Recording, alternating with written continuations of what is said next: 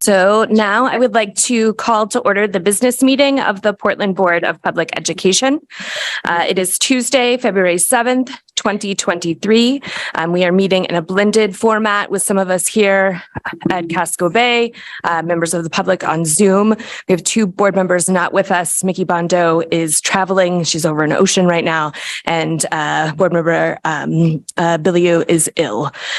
So Superintendent Nally, will you please call the roll? Member Billiou, Member Bondo, Member Bryden. Here. Member Figdor. Here. Member Grant. Here. Member Opperman. Member Russell Better. Here. Member Youssef. Here. Student Rep Ellis. Here. Student Rep Francisco. Student Rep Hemond. Here. Student Rep McLaughlin. Here. Student Rep Santiago. And Chair Lenz. Here. All right. Thank you. And now the Pledge of Allegiance. I pledge allegiance to the flag of the United States of America and to the republic for which it stands, one nation, under God, indivisible, with liberty and justice for all.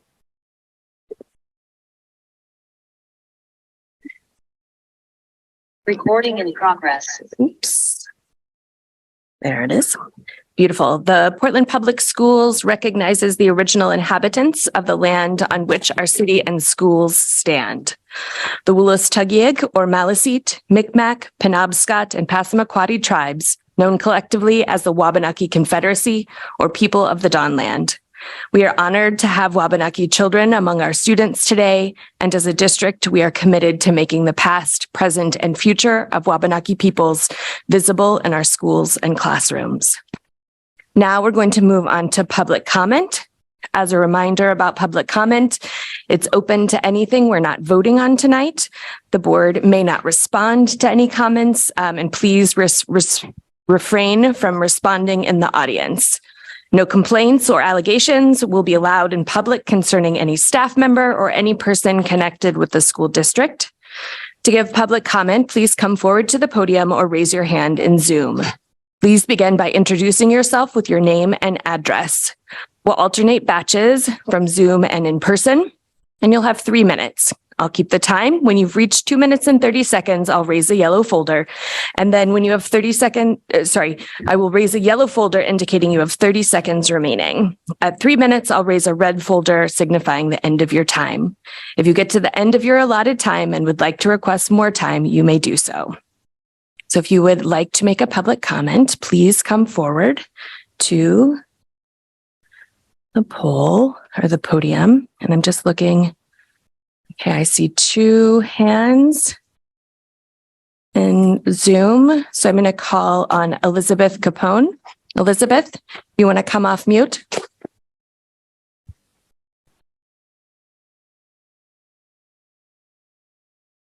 Oh, Elizabeth, are you there?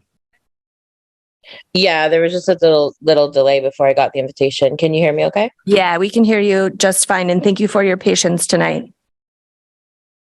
No problem. Thank you for providing the public with, an update about estimated length of executive session. Hi, good evening, everyone. My name is Elizabeth Capone Newton or Capone Enriquez. I live on Tucker Avenue in the Riverton neighborhood of Portland, and I am a parent of 2 students in Portland Public Schools and the partner of a Portland Public Schools employee.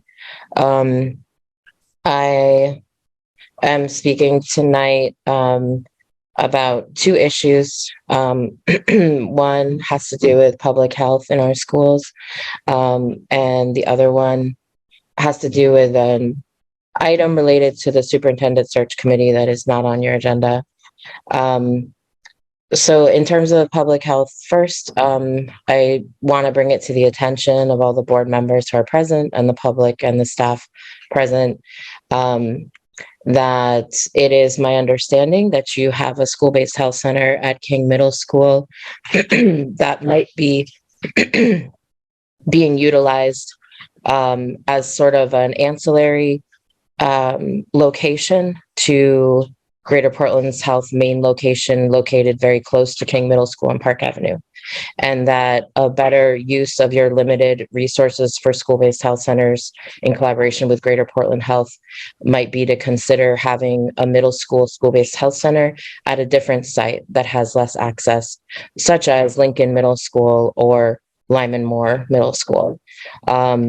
It's a historical matter that you have a school-based health center at King Middle School, and it predates significantly the collaboration with Greater Portland Health. And it seems to have not been thought through again since that change happened.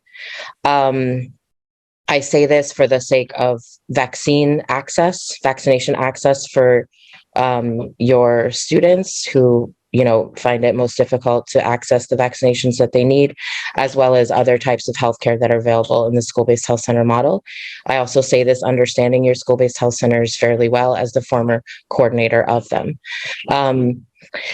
In terms of the search committee item that is not on the agenda, I am encouraging the entire board to consider, along with the search committee members, the possibility of how to best use what I understand are 13 seats on the search committee.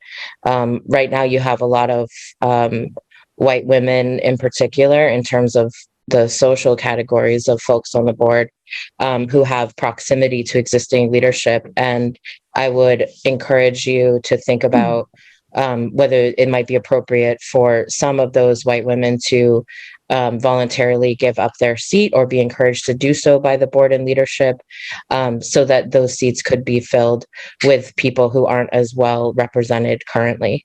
I don't think it's just a matter of people's racial and gender identity, but specifically what's not on the agenda tonight is that there is a person on the search committee who was in leadership overseeing human resources at a time when a lot of people left the district.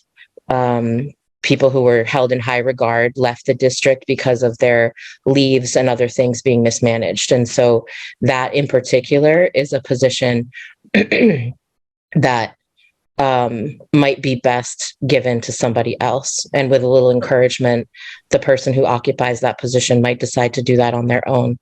Elizabeth, would you like additional time? Would you like 30 seconds? No, I just can't see you. So no, that's okay. That's why I interrupted you with my voice. So would you like 30 seconds? No, I feel comfortable with what I've said. Thank you for asking. Have a good night. Okay, thank you. George, you're up next.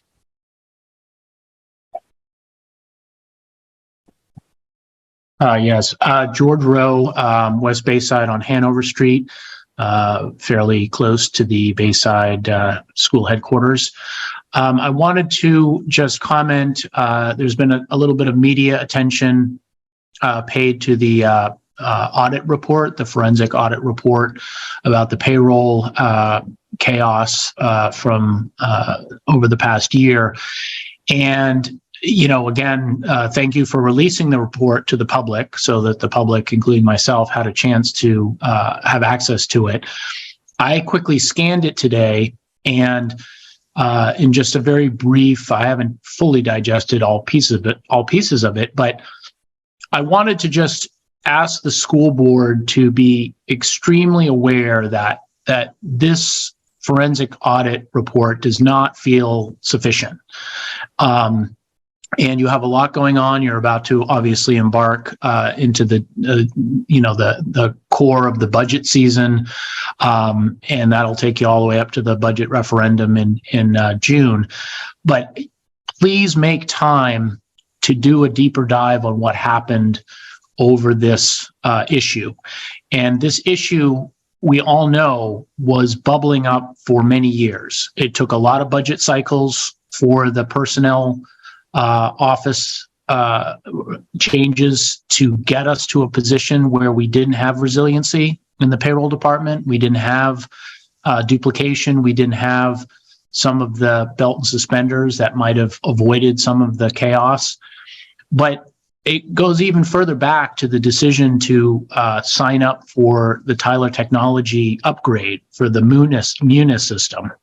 which was done in collaboration with the city.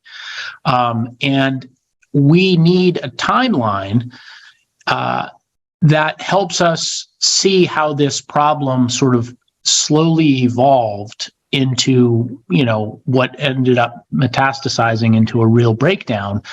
It's a teaching moment for both the school board and the school administration, as well as the entire community, to understand how a system that basically forces you guys to rob Peter to pay Paul on just about everything. And that in that crazy dance that you have to do on a regular basis, the wheels will come off eventually on something, somewhere. And I think that there was actually a little TV news clip about the former superintendent, Javier Botana, expressing some exasperation basically internally. He probably thought that was a private email at the time that wouldn't see the light of day, but he basically was saying, this TV news reporter could be asking questions about deficiencies throughout the system, but they're of course choosing to focus on one, obviously the one that was causing the most problem at the time, the payroll crisis. But this is what happens to our school system when it's under-resourced from most directions, is you guys are trying to literally put out a fire somewhere, or in the case of the Portland Promise, you're trying to address the big public desire for better equity outcomes, which of course has been used as a weapon by people like, George, would you like 30 more seconds? Sure, I'll wrap it up. Okay. But my point is that as the year goes on, please make time, and maybe I'll return to this again in an email or another comment. Please make time to fully lay out how you got to this point. And what that audit report right now doesn't give us a very good picture. It's a lot of jumbled thoughts that doesn't give a good, easy picture for the public to understand how you guys got here in good faith, but yet you still stumbled and you still got into a place you didn't want to be, both for us and for everybody else in the system. Thank you. Thank you, George. All right. Is there anyone else that would like to make a comment? Okay, seeing none, I'm going to close public comment. And tonight, the order of remarks is going to go the superintendent's, and then we'll have a student update, and then I'll close with my remarks. So superintendents, go right ahead. Great. And I think we were going to split up the superintendent remarks Yes. and come back after the students to the final piece on high Yes. school update. Great. Yes, thank you. Okay. Good evening, board members and community. We hope everyone has thawed out after this past weekend. I'd like to start out our report this evening by taking a moment to honor Davy Martinez, a 7th grader who attended our schools and who passed away. Per the educators who knew her, she was a bright light, a natural leader, and loved her friends and family with her whole being. She was a vibrant member of her school community and will be deeply missed. Please take a moment of silence to honor Davy.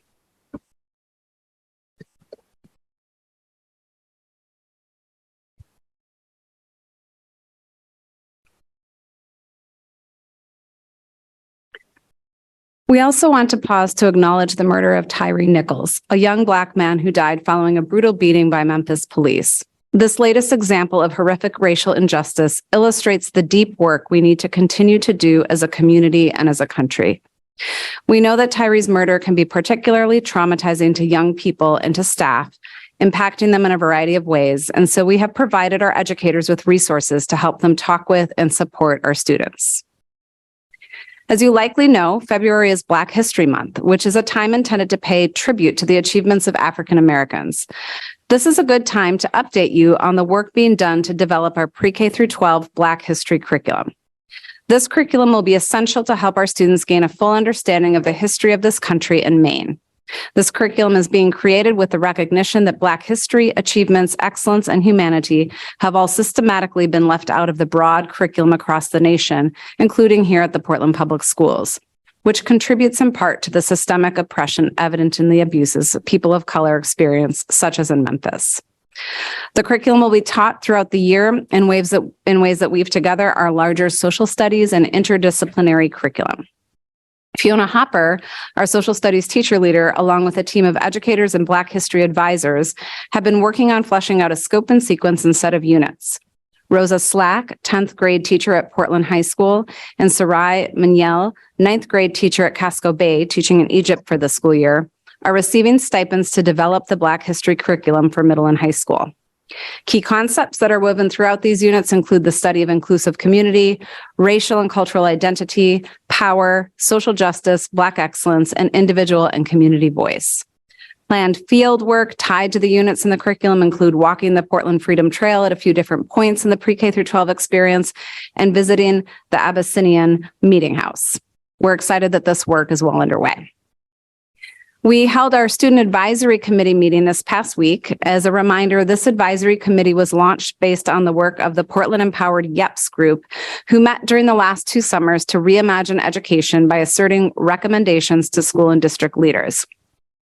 Students from all of our high schools serve on this committee and are paid for their time to advise district leadership on a variety of topics. During our last meeting, we discussed hiring practices and how to uplift student voice and perspective in the hiring process. In addition, students recommended strategies for soliciting additional input from their peers to bring forward to the full advisory. We also want everyone to know that we've officially kicked off our budget development process. We met with city leadership last week to share information about what we know based on our preliminary analysis of costs and revenue. As you may have read in the paper, the city is anticipating significant increases in their costs. Our rollover budget, combined with a loss and $2.4 million in state funding, could result in approximately a 9.3% tax increase. In addition, we are experiencing a handful of budget pressures that would bring up the costs further, including a significant increase in the cost for special education out of district placements, a significant increase in the number of multilingual learners who are newly arriving and require unique supports, the need to shore up our operational foundations, and the loss of grant funds that are supporting core programming. The next Finance Committee meeting is scheduled for Monday, February 13th from 4:30 to 6 p.m. on Zoom, and we'll be joined by our Budget Director, Miranda Fasulo, to step the committee through this information in more detail. Before turning it over to Aaron for an update on payroll, we also wanted to acknowledge our school counselors. It is National School Counselor Week. Our counselors play a pivotal role in supporting our students' experience in school, in their transitions throughout grade spans, and once in high school in their planning for their future goals and dreams. They are deeply committed to students and families and work with strategic minds and committed hearts to support our students in a variety of ways. To the PPS counselors, we see you and we value you. And to you, Aaron. Good evening, everybody. Last week, we received the report from Spinglass Management Group from their audit of our payroll practices. We received the report on January 31st and shared it with our collective bargaining partners the next day for their review. They requested we hold the report in our communication until they had a chance to review it and communicate with their membership directly. We shared the report with staff on Monday and it is now posted on our payroll information and update page on the PPS website, as George mentioned in his comment. The report summarizes major areas of focus of the review, as well as detailed exhibits documenting specific issues. We continue to work with Spinglass to finalize the remaining tasks as outlined in the conclusion and to negotiate with our collective bargaining partners the resolution of penalties, overpayments, and other issues. The report reflects many of the problems that we have shared since the beginning of our payroll issues this fall. It identifies challenges with the underlying systems, staffing, and processes that coincided with the implementation of the terms of new contracts with our 2 largest collective bargaining units. These issues led us to have to rebuild much of the core payroll system and solidified our commitment to transition to a third-party payroll service provider, ADP. We have made strides in stabilizing the current core system, Munis, and we have signed our letter of agreement with ADP. We have our official launch meeting scheduled with them for tomorrow to get that process rolling. Our payroll staffing has also improved as we are now have 2 full-time folks working as payroll specialists, and so are back to full staffing in those roles. We continue to have temporary support for our payroll manager position while we continue to finalize a permanent hire for that role. However, as the report indicates, there is still significant work ahead of us to address the impacts from the pay issues this fall and to continue to resolve individual outstanding concerns. The report identifies instances where penalty payments are due based on stipend and retro payments per the Memorandum of Understanding. It also identifies a set of overpayments that were made during that time. We are in discussions with our collective bargaining partners to resolve both of these concerns. Our hope is to complete the remaining work with Spinglass, including to resolve the outstanding pay issues by the end of this month. We will continue to provide updates for staff and the community as that work progresses. That concludes our report for the moment. Beautiful. Thank you. And now I'm going to turn it over to Student Representative Joe Ellis from Casco Bay High School. Can you hear me all right? Maybe a little bit louder. Is this okay? Yeah. Perfect. All right. Thank you so much for having me tonight. My name is Joe. I'm a sophomore at Casco Bay High School, and Casco Bay has been in the midst of all sorts of hard work and celebration as we roll into the second semester. We started the new year out with Intensives Week. For those of you who do not know what intensives are, they happen twice a year, once after winter break and once before spring break. Students choose from a range of activities and then spend a week exploring the topic in and out of the classroom. At the end of the week, they usually end with a culminating project, and this helps immerse students in a new experience and build community. This year's first round of intensives was ultimately successful. Students learned about Maine's justice system with school to prison pipeline. They interned at elementary and middle schools with Casco Teaches, and my personal favorite, they went on a 4-day snowshoeing trip with Learn to Snowshoe. Some really great ideas, stories, and experiences came out of this, and students are already looking forward to spring intensives. Since the actual start of academic work, each grade has been working on a meaningful expedition or unit. In ninth grade in social studies, they are heading towards their final work with genocide studies. Students just finished a case study on the Holocaust and will now begin an independent research study on another genocide of their choosing. This will culminate with students creating a memorial for the genocide they chose. In terms of upcoming events in that grade, ninth graders will soon begin an expedition called Facing the Past, Forging the Future. And this, students study the transatlantic slave trade and its impact. It'll tie in social studies, English, and art, and it prepares them for a 10th grade expedition that looks at contemporary Black voices. In 10th grade, which is me, we just finished up one of our major expeditions of the year, which is called Beyond Borders. During this, we study refugee crises all over the world. Each student chooses a country with a current crisis, and they spend time researching, analyzing texts, and developing a 12-minute long oral presentation. On Tuesday and Wednesday, just of last week, students presented to panels of teachers, classmates, and experts. Really intuitive and educational presentations were shared. Audience members learned about everything from impoverished communities in Venezuela to violence in Syria. The 10th grade is now moving into learning about 20th century history, starting with World War I in social studies and multicultural literature and English. In the 11th grade, they are currently in the home stretch for public policy, which is for sure one of the most major expeditions Casco has. Public policy asks students to pick and then research a policy that they are passionate about. They then connect it to legislature and draft a proposal for future action.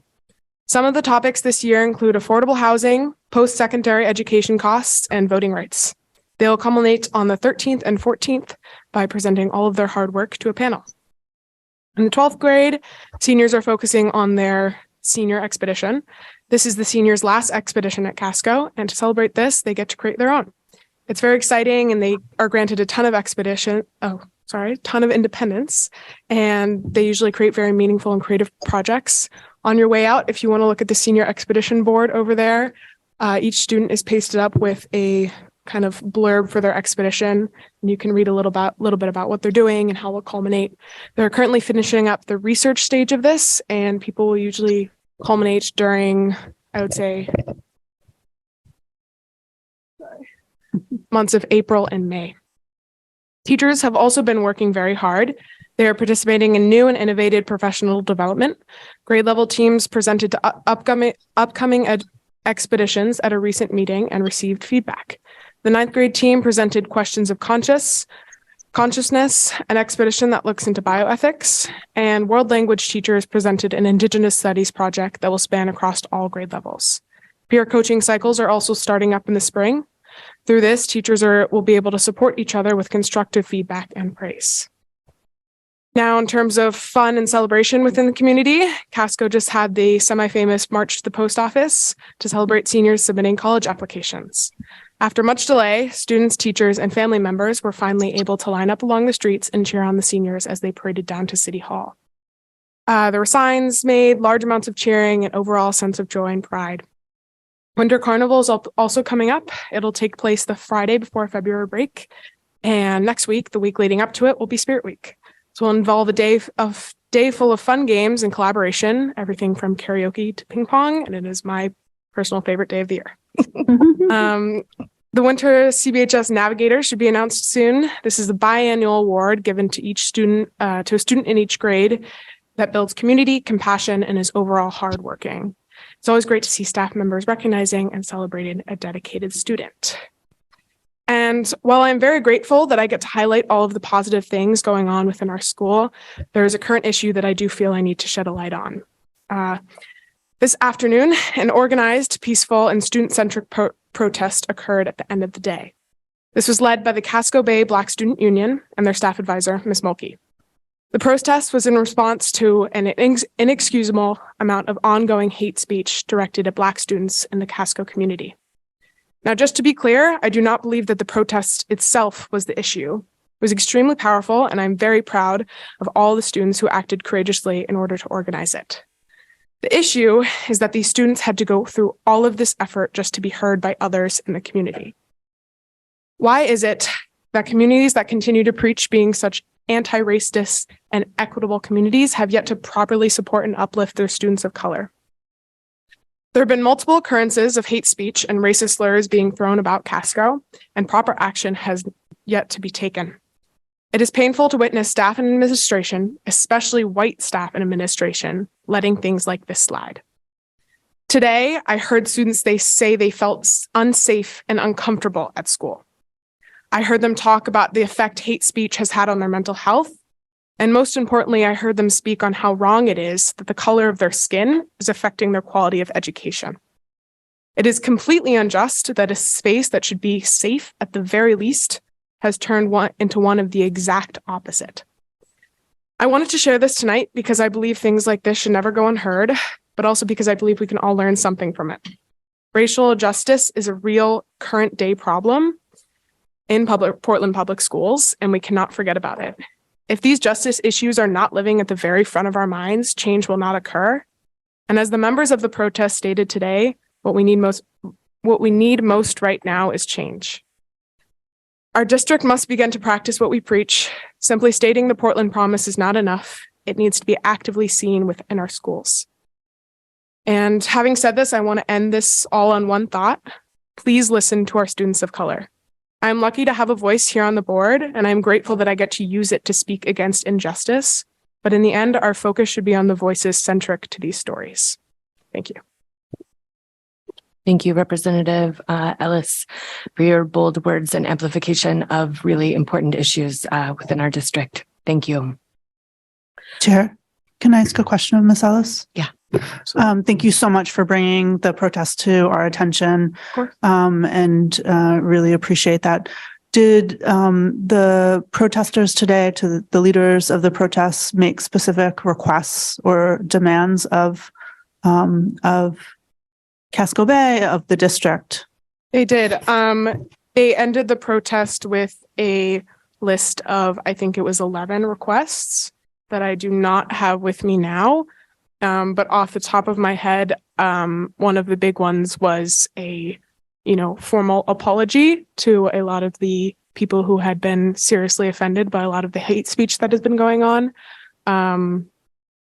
And I could absolutely reach out to Ms. Mulkey and see if I could get those formal requests sent to you guys. Thank you.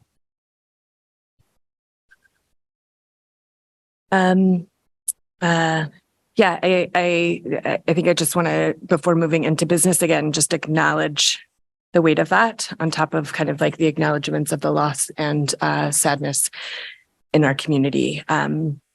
It's just a lot, and we're all dealing with a lot. And so I just really appreciate that everyone is being here, so present tonight. Absolutely. Yes. Sorry, could I interrupt one more time?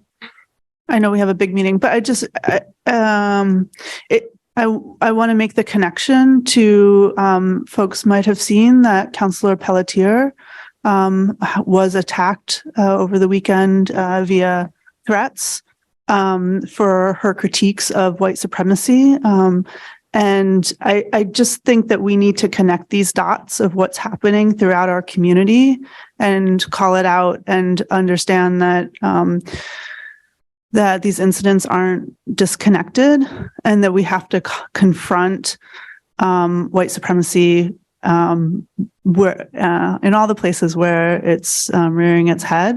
And I hope that we can work together with our counterparts on the council and throughout the city.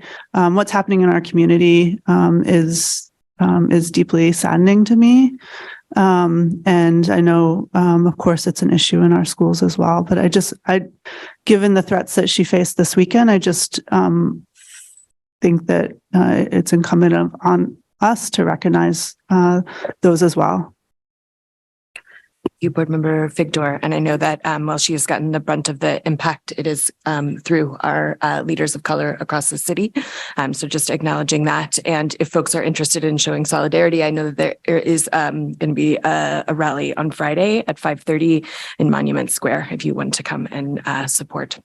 So thank you for all of that and giving that some space tonight.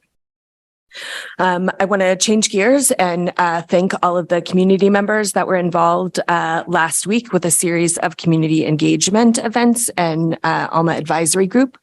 Last week, between in-person focus conversations and community engagement events, we saw hundreds and hundreds of Portland Public Schools community members.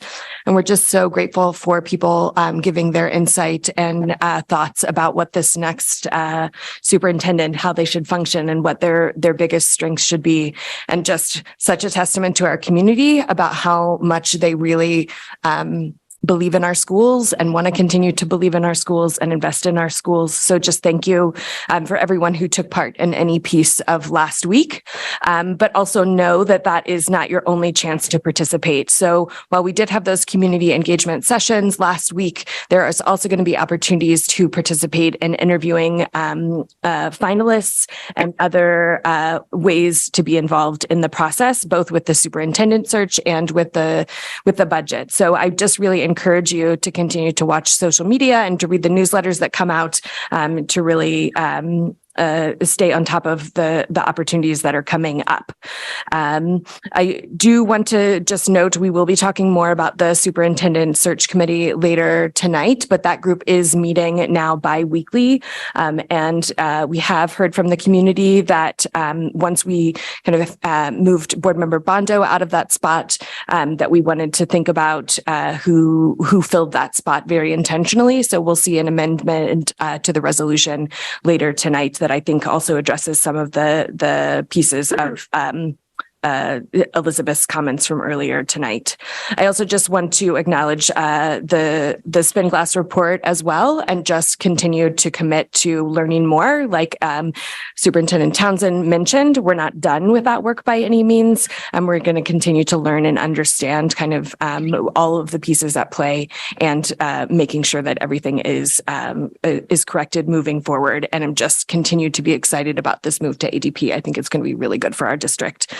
And then I did want to just finally acknowledge the executive session that we had earlier tonight, which was about Board Member Grant's role on the board as he duly holds a council position with MEA. So Board Member Grant is still remaining on the board, but we have really created a very specific plan about areas of board work that he can and can't be involved in.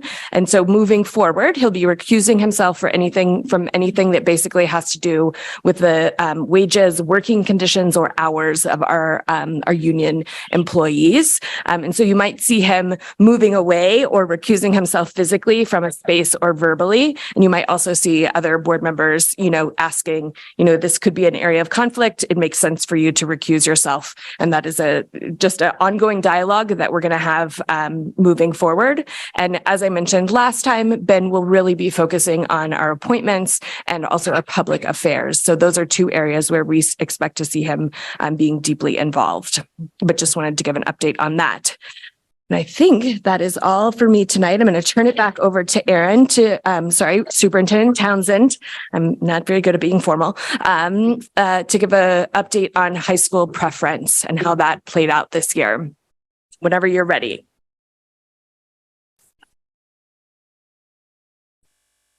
All right. Good evening again from this side. Excited to share an update this evening about our high school enrollment process this year. First, I want to give a huge shout out to our high school leaders, high school counselors, middle school leaders, middle school counselors, 8th grade advisors, all played a huge role. I want to shout out Pamela Atuno, our Director of Secondary Access and Outcomes, who was instrumental in helping to coordinate, the multilingual team for helping to facilitate and translate so that we can ensure all members of our team, our community had access to this experience, and to my executive assistant, Emily Crocker, for helping to nail all the details and get things out the door in a timely fashion so that we hit all our deadlines. So it was clearly a team effort to advance this.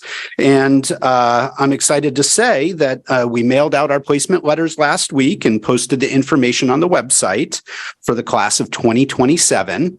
And we're pleased to share that we are able to honor all students' first preference, except those who are not selected in the Casco Bay lottery, and achieved our goals of balanced 9th grade cohorts in terms of overall enrollment numbers and in terms of demographics.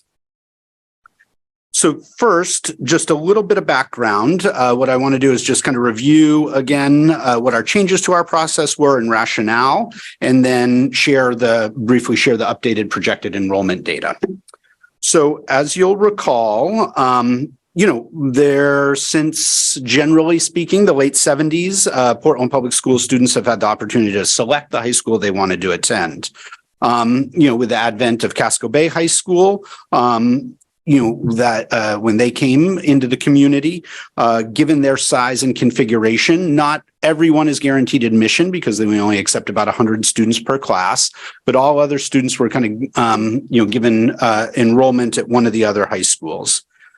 Over time, as we've seen and detailed in our work over the fall, enrollments in the two high schools have fluctuated significantly, and that has led to a number of challenges that were what we were trying to address with the changes with our enrollment process. So this disproportionality in terms of numbers affects our ability to provide consistent quality programming at our high schools, and the demographics of the school, especially recently, have been diverging over time. This was some of the examples of some of the personnel impacts that we had seen with, these fluctuations with, at this time, Deering had lost nearly 20% of their regular teaching staff. Conversely, PHS had been growing, and that caused stress and strain on both sides. DHS, the caseloads were smaller, and at Portland High School, those caseloads were significantly bigger for administrators and social workers and other staff. So these are some of the illustrative examples of the tensions around this kind of fluctuating enrollment and being able to have systems to be able to account for that. Additionally, beyond just those technical pieces, we're aware of some of the cultural factors that then influence our high school, the shifting of staff, creating this sense of kind of loss of programming and sense of loss overall, notion because of the competition and, desire for enrollment, creating a bit of competition and sense of winners and losers. And kind of needing to distinguish oneself, impeding some of the collaboration that might benefit all students. And then lastly, just the time invested in the process being drawn away from the core work that we need to do to serve students. So these were some of the issues that we were trying to address in bringing forward a change to our practice. So in the fall, we had adopted a resolution to kind of reduce this disparity and invited all students to complete a high school choice form in which they were indicating their preference for high school. In the case of where they indicated Casco Bay, we asked them to identify a second preference in the event that they weren't admitted through the Casco Bay lottery. And we held out the potential of reassigning students to ensure that we could have evenly distributed classes at our 2 comprehensive high school if we saw that the enrollment numbers were going to be drastically different. The kind of criteria or thresholds we were looking at and considered as we moved through this process was limiting the overall difference, just the sheer size of the incoming classes. The number of students is how we determine staffing. We also wanted to limit, the difference in class diversity to try and at least interrupt kind of this growing disparity that we saw. But we were also conscious of wanting to, be mindful of respecting students' preference and trying to maximize that as much as we could while balancing all these. So these were the criteria kind of we were looking at as we moved through the process this year.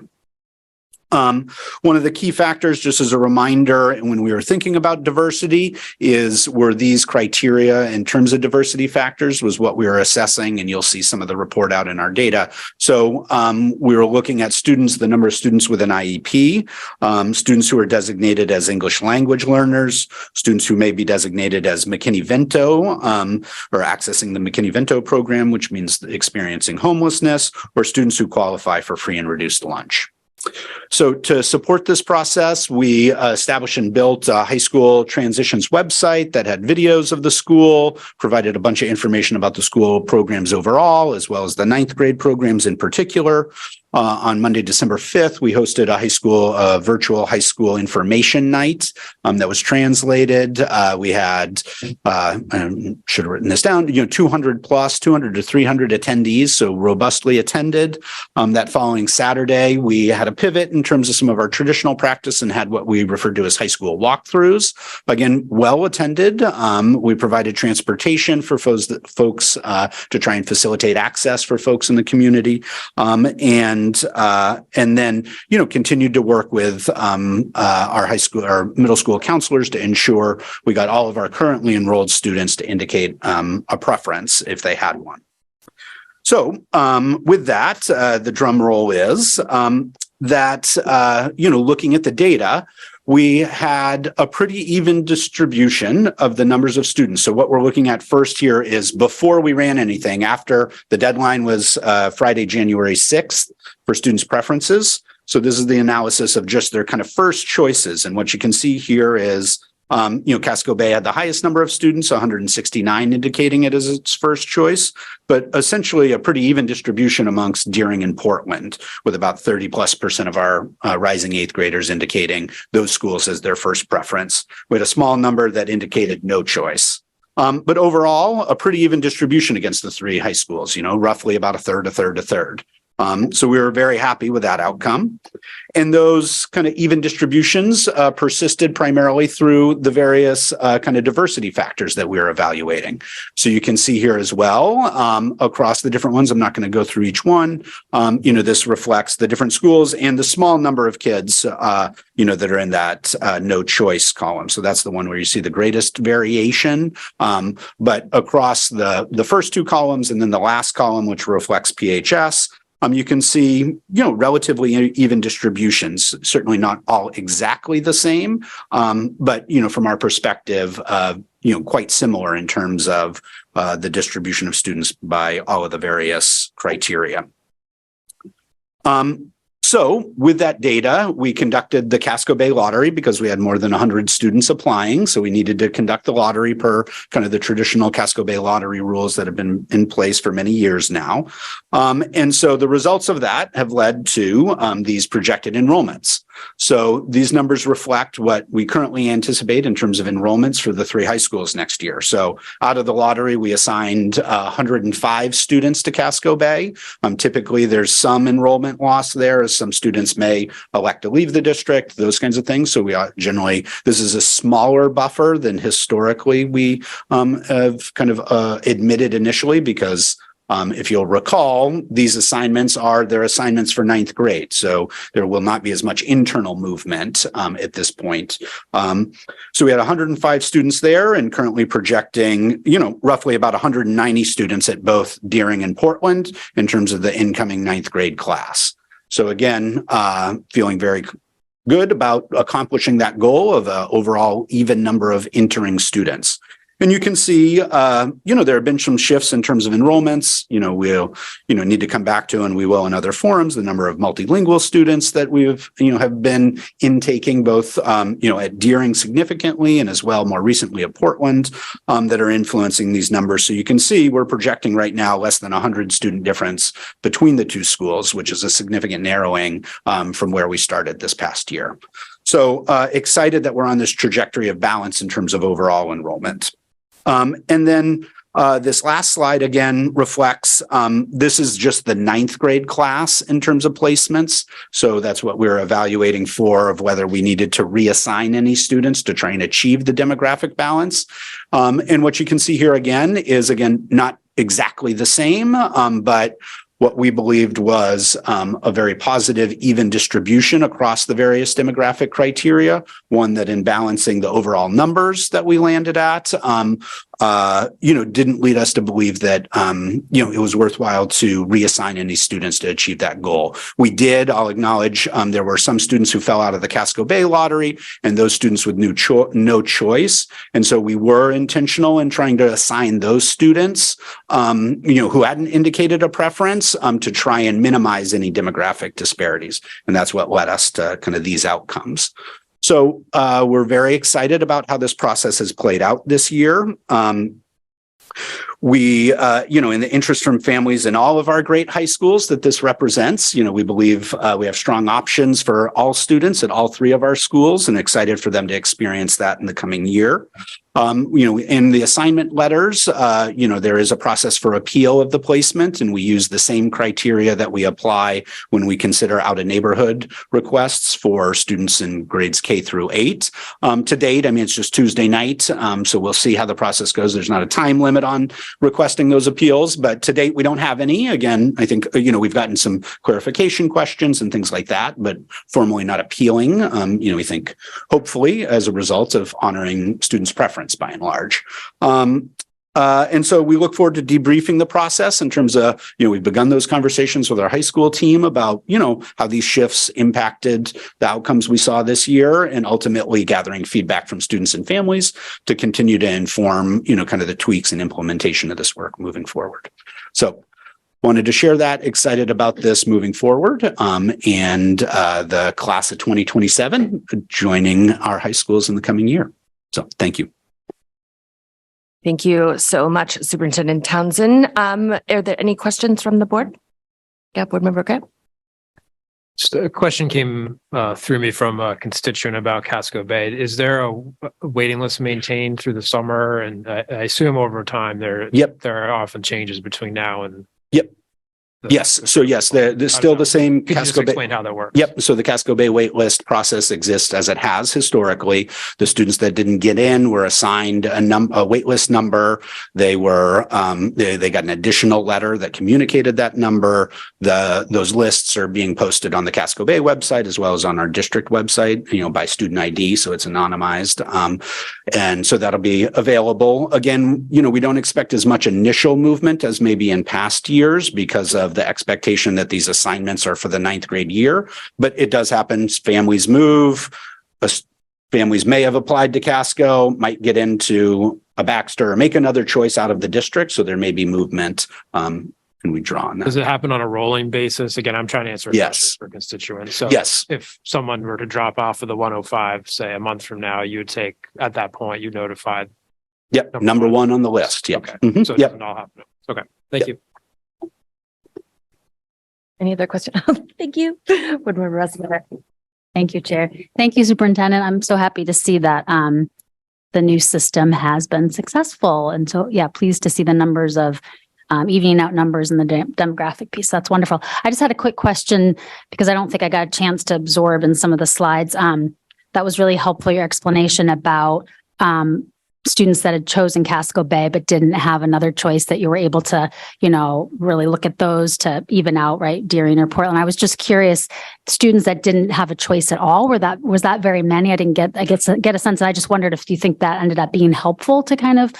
It wasn't a dramatic. The total number, I think it was 16 that didn't have a choice at all. And there were a similar number in the Casco lottery. So I think it was 30 or so that didn't have a choice that we then distributed. We were trying to, again, maintain overall balance, right? So we weren't trying to assign all to one school, but tried to be intentional from that space. Okay. So it was pretty minimal and probably. Yeah, it didn't shift the numbers hugely. Okay, great. Thank you.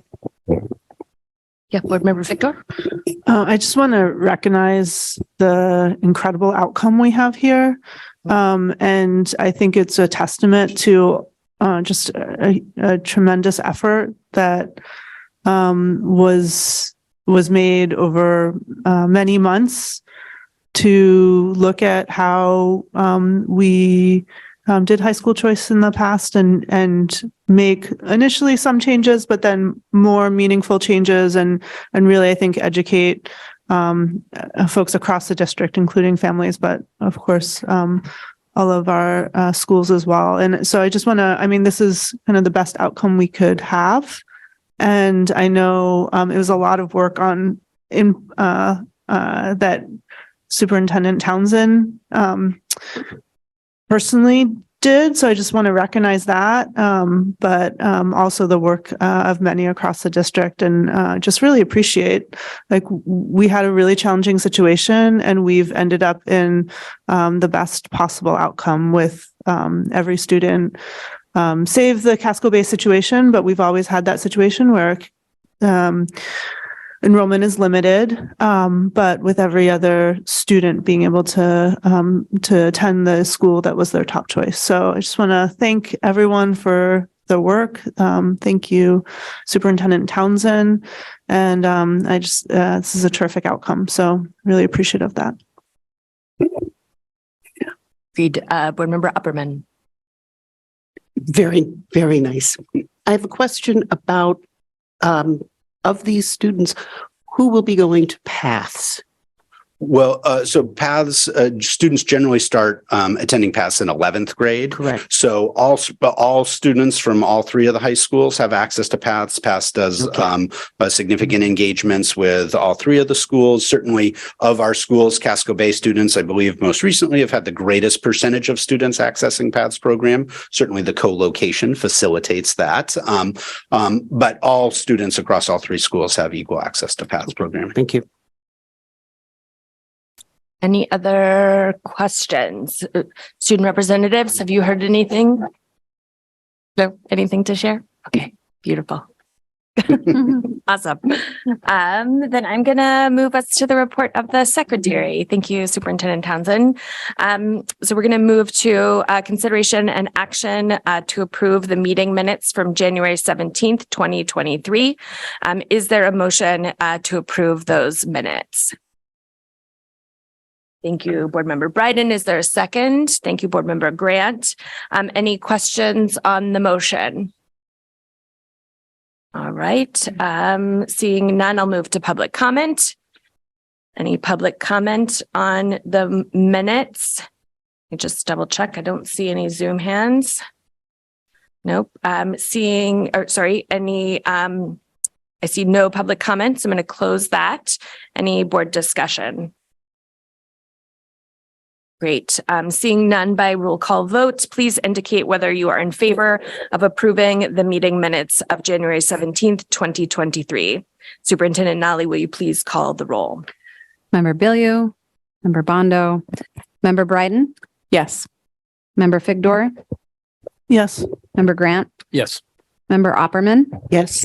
Member Russell Better? Yes. Member Youssef? Yes. Student Rep Ellis? Yes. Student Rep Francisco? Student Rep Hemond? Yes. Student Rep McLaughlin? Student Rep Santiago? And Chair Lentz? Yes. So the motion passes with students voting with the majority. And just so the board knows, I'm going to try to get us through the board focus, and then we'll take a 10-minute break just to give you an idea of when a break is coming. So now we're going to move on to consent items. Are you doing consent? Okay, beautiful.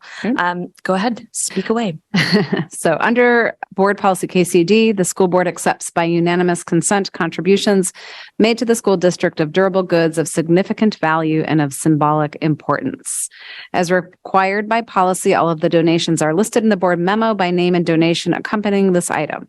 Our practice is that each donor receives a written contribution acknowledgement expressing our heartfelt gratitude and for their tax purposes.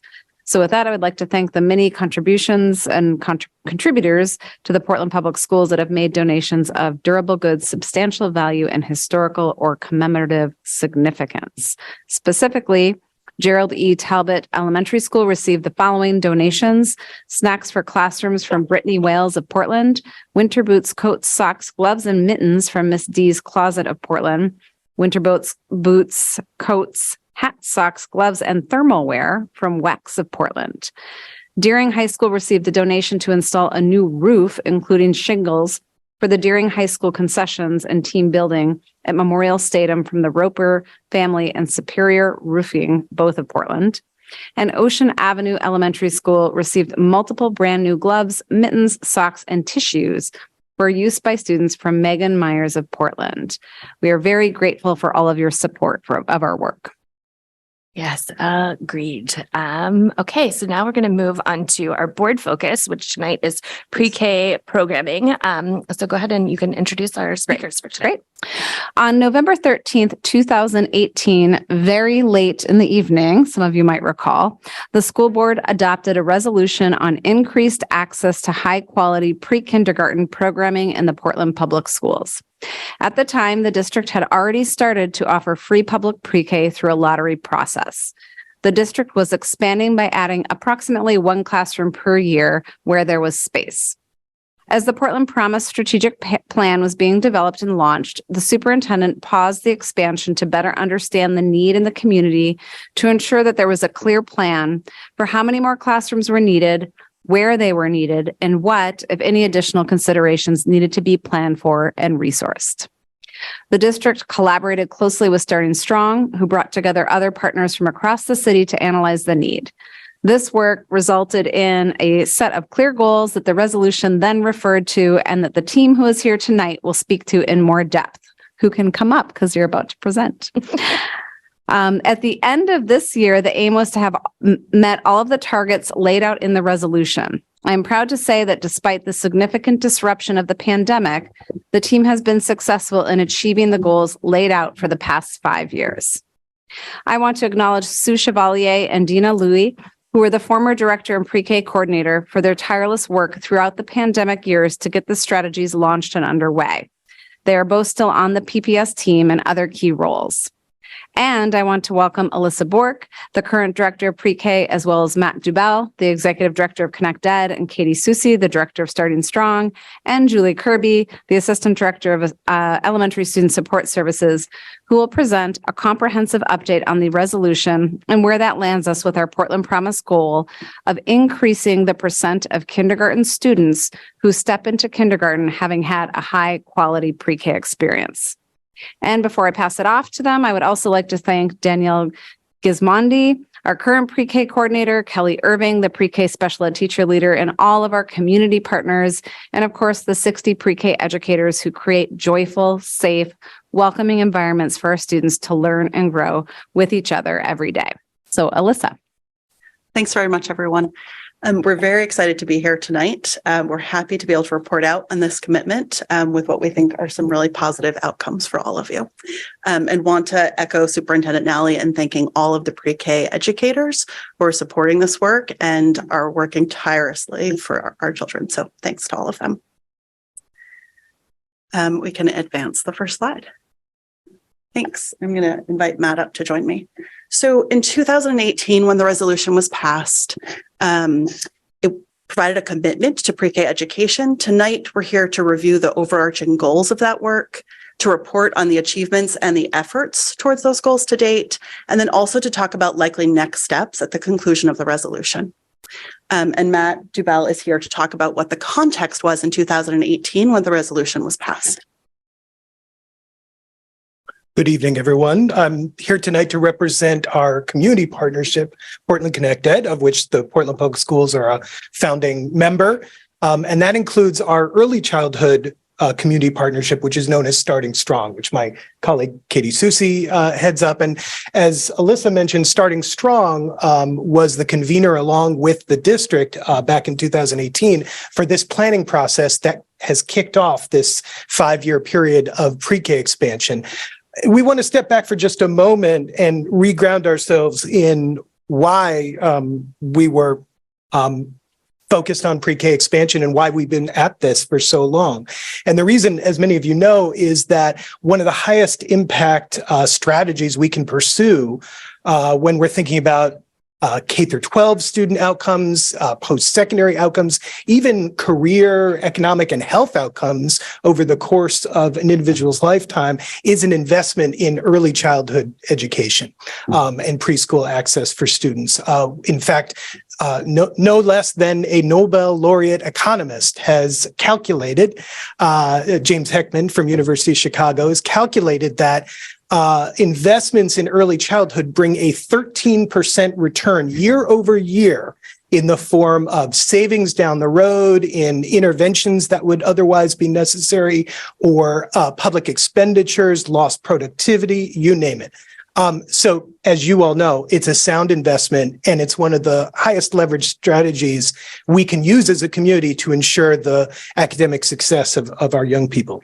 So that's what brought us all together 5 years ago to talk about how we could do better, because at the time, as Alyssa mentioned, there was a pre-K program. There were about 125 or so students enrolled in it. And then obviously a network of other preschool options in the community, Head Start, private early childhood centers, family child cares. And we wanted to start by looking at how students were being served and what their experience had been prior to arriving in our kindergarten classrooms. And so this is a snapshot of the context in 2018.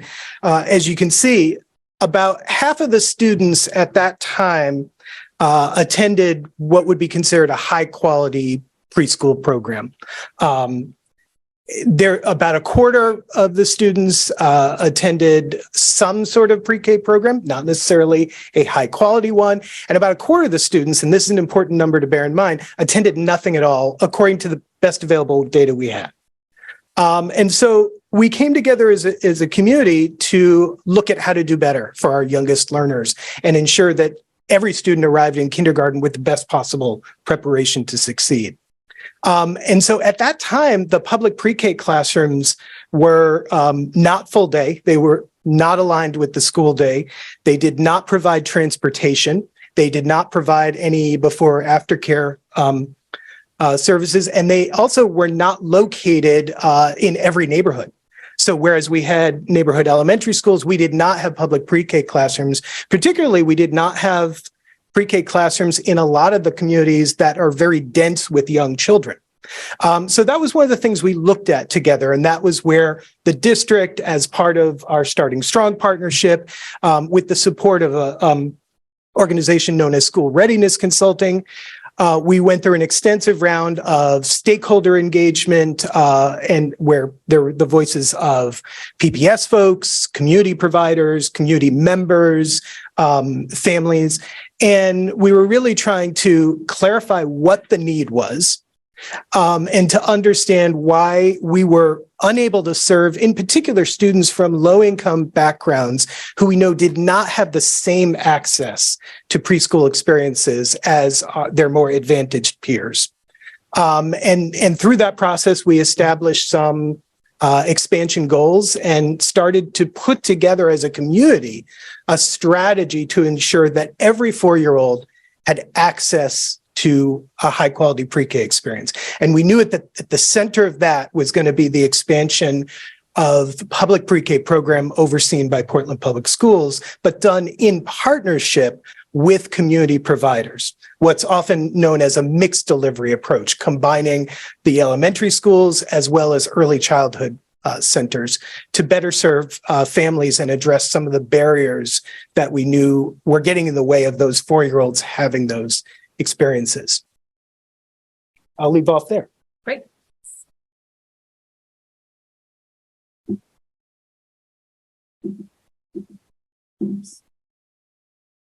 You advance the slide. Thanks.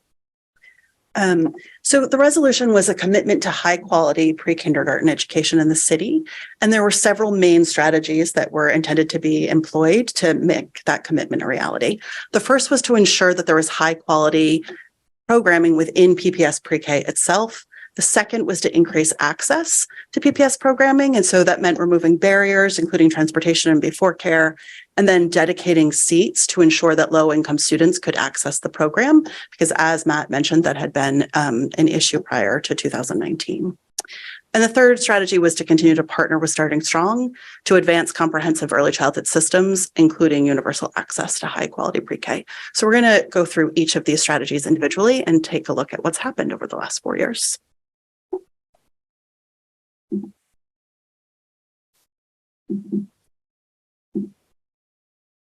So in terms of quality, there are a couple of ways that we can measure quality in early childhood programs. One is through accreditation through the National Association for the Education of Young Children, or using a state QRIS rating, which talks about aspects of program quality like teacher preparation, family engagement, curriculum and assessment. And then there's another measure that we can use, which is very specific to looking at the quality of interactions in the classroom. And the reason that we like to look at that in early childhood is because we know that that's the primary way that students are learning at this age, is through the interactions that they have with their teacher, and that the quality of these interactions actually has very dramatic implications for their long-term educational outcomes. So we can look at the next slide. Because we're a public school system, we do not have a QRS rating. And so it's important to have done this classwork. And so what we set out to do this year was to obtain class scores for each of the classrooms in PPS. So we had these assessments done last spring and this fall in partnership with the Maine Department of Education, who completed some of them. And we completed others ourselves. And we had very positive outcomes. So class looks at interactions within emotional support. So thinking about positive interactions in the classroom, thinking about the absence of negative interactions in the classroom, regard for student perspective, teacher sensitivity, looks at classroom organization. So how efficient is the organization of the classroom? How engaging is the classroom? What type of support is available for students in terms of their behavior in the classroom and expectations for them. And then also looks at instructional support. And so instructional support is talking about what's the quality of feedback that students are receiving. So if they have an idea, does a teacher respond to them by continuing to support their thinking and engaging them again in continuous feedback loops? Or is their idea dismissed in the classroom and so their thinking is not really expanded? Also looks at language modeling and then concept development. And so what we were able to understand from the scores is that PPS is doing very well in terms of overall quality. So in terms of the emotional support domain, a target score for optimal student outcomes is 5 or above, and the PPS average score was 6.3. We had only one classroom that fell below the target score, and just slightly. In terms of classroom organization, we also we scored above the target score of 5 at a score of 5.9. And again, had only one classroom that scored slightly below the target. And in terms of instructional support, the target score here is a bit lower. It's just 3.25, but the PPS average score was 4.7, which is dramatically higher than the national average that comes in at 2.9. And here we had 2 individual classrooms that were just below the target score. So I think I'm very pleased to say that we're really looking at very high quality programming according to this assessment, which is, an evidence-based best practice assessment. So happy to report out on that. Can you advance to the next slide? Thanks. Another thing that we think about in terms of quality programming is just providing continuity. And so students benefit from minimum transitions between educational settings. Pre-K is a standalone one-year program. And so part of what we try to do to ensure continuity is to maximize seats in community programs that we partner with so that students who are already attending can roll up there and stay in the childcare program that they're familiar with and that probably already feels like a second home to them. Another thing that we do is try to enroll kids in their neighborhood elementary schools whenever possible so that their elementary education is actually a pre-K through 5 experience and they have that continuity of being in the same place with the same supportive adults and community. We also look at professional pay as a factor that contributes positively to teacher satisfaction and low turnover, and of course creates program stability that students benefit from in the long term. So one of the things that has happened over the period of the resolution is that teachers who were employees of partner sites who are providing pre-K have been brought on to the PPS contract as employees, which has resulted in substantially higher wages for them and less turnover over time. This solution has not come without its own problems. So this does mean that there are now pay discrepancies between teachers and ed techs at those partner sites. And there is considerable additional cost and need for program support from PPS because of this. Because there are employees and they're working essentially off-site, there's a fair amount of supervision and program administration support that's needed, which is not speaking in any way to the capacity of the program directors who are extremely adept at what they do, but just speaking to the fact that because we are actually the supervisors, we need to be very involved in what's happening on a day-to-day basis. Next slide, thanks. One of the things that we also think about in terms of quality is what types of services we're providing for specific populations of students. And so during the period of the resolution, we have added services that fall under the category of student health and well-being. So these are screenings for students, dental, vision, hearing, and developmental screenings, and also access to social work support, including at the partner sites. We also have created a robust program for dual language learners in the pre-K department. So all incoming students are evaluated using the pre-LAS to determine their eligibility for DLL services. And we've created 6 pre-K DLL teaching positions. And so at this point, every student who enters into the pre-K with a need for support to develop English in the classroom is able to receive that service. And of course, we also provide professional development to help teachers better understand the difference between differences in disability in this context. Next slide. Julie's going to come and join me. I'm going to start off this bit. So we want to talk a little bit about special education because this is a very unique context to pre-K. So K to 12 education is responsible for special education, and the school system is not responsible for special education for 4-year-olds. In the state of Maine, that falls to Child Developmental Services, who provide special education services for children between the ages of birth and 5.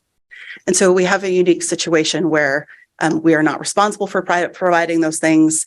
And some of you may know that we have seen that CDS is struggling to provide those services in our community.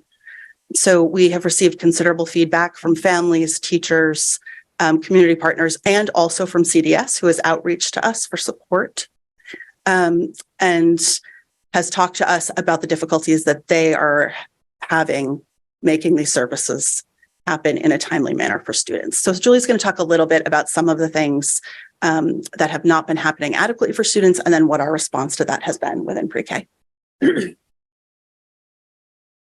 Thank you. So some of the things that CDS has struggled with in order to figure out a partnership with CDS is just the ability to complete timely evaluations, as Alyssa, had mentioned about a second ago.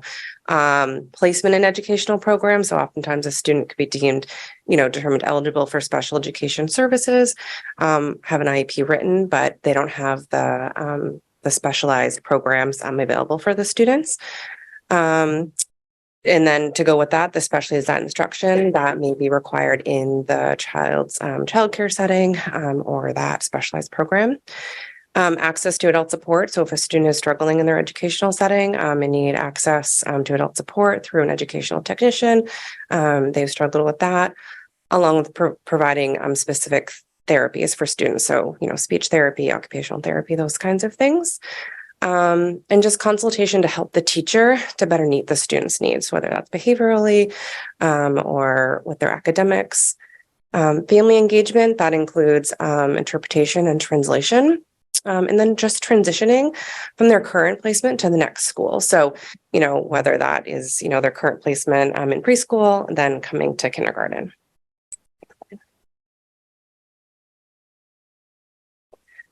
So through our partnership with Child Development Services, CDS, had been responsible for all of these things, and we've kind of outlined what we've taken over through our partnership and MOU with them. So CDS continues to remain responsible for or acting as the LEA, which is the decision making for those special education services, and the funding source for all of those services. Completing the legal paperwork. So the written notice of the meeting, the IEP from the meeting, the individualized education program. They're the ones that schedule all of the meetings. They're the ones that facilitate that meeting and determine through the team approach, what is the student's least restrictive environment? So where do they need to be served based upon their disabilities? They're the ones that would make referrals to any service providers. So that could be us as providing their specially designed instruction and providing psychological evaluation. So that's something that through our MOU, we haven't been able to provide for them. So that's something they're continuing to provide. And then any other evaluations. So they're going to refer a student for evaluations, although we might complete those evaluations. So then it's a good segue into what we're responsible for. So because our partnership with them, we've been able to hire some special education staff, including our special education teacher leader. Malia had introduced her earlier when she started, Kelly Irving. And so she's one of our special education teachers that's completing all of the educational evaluations for students as the IEP team determines they need them. We refer students if in our pre-Ks that we feel we suspect a disability for. Then through Kelly and the other special education teachers we've hired, provide specially designed instruction for them. We provide access to adult support. So those ed techs in classrooms where students need additional adult support, generally shared support. And then as were possible with our current related service providers, speech, OT, PT, and through our behavior analysts, we provide support in there as well. We provide interpretation and translation. And then we have a full continuum of special education placements. So the regular education classroom of 16 students, we have a 50-50 special education, regular education classroom, and we have a self-contained classroom as well.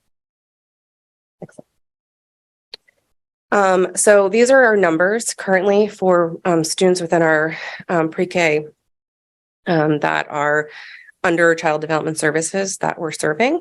There are currently 77 students total, 52 of which have current IEPs, which is 22% of our total enrollment. 25 of those students are currently being evaluated. And then do you want to take over that? Thank you. I'll talk through the rest of the slide. Thanks so much, Joy.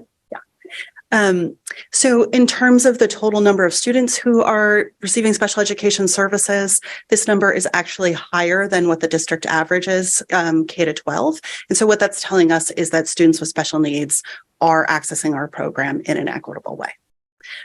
We also have looked at our data around special education in terms of representation of dual language learners and low-income students, and are very happy to report that those percentages are pretty closely matched. So currently, dual language learners make up 42% of total enrollment and 40% of participation in special education services, indicating that we are doing a fairly good job right now of not either over or under identifying that population of students. And the same is true of low-income students who represent 56% of total enrollment and 51% of special education students. So altogether, we've hired a staff of 20 special education teachers and special education ed techs, and are really very pleased to report that all students are receiving all of the services on their IEP for which we have responsibility for. Which is not the same thing as saying that they're receiving all services, since this is a partnership and CDS does still have some responsibility. But certainly from our end of things, we're feeling very confident and happy about the progress that kids are making with these services in place. Great. Next slide, thanks. So the next section is to talk about making sure that the program at PPS is equitable in terms of access, right? So we want to ensure that every population of student is able to attend pre-K.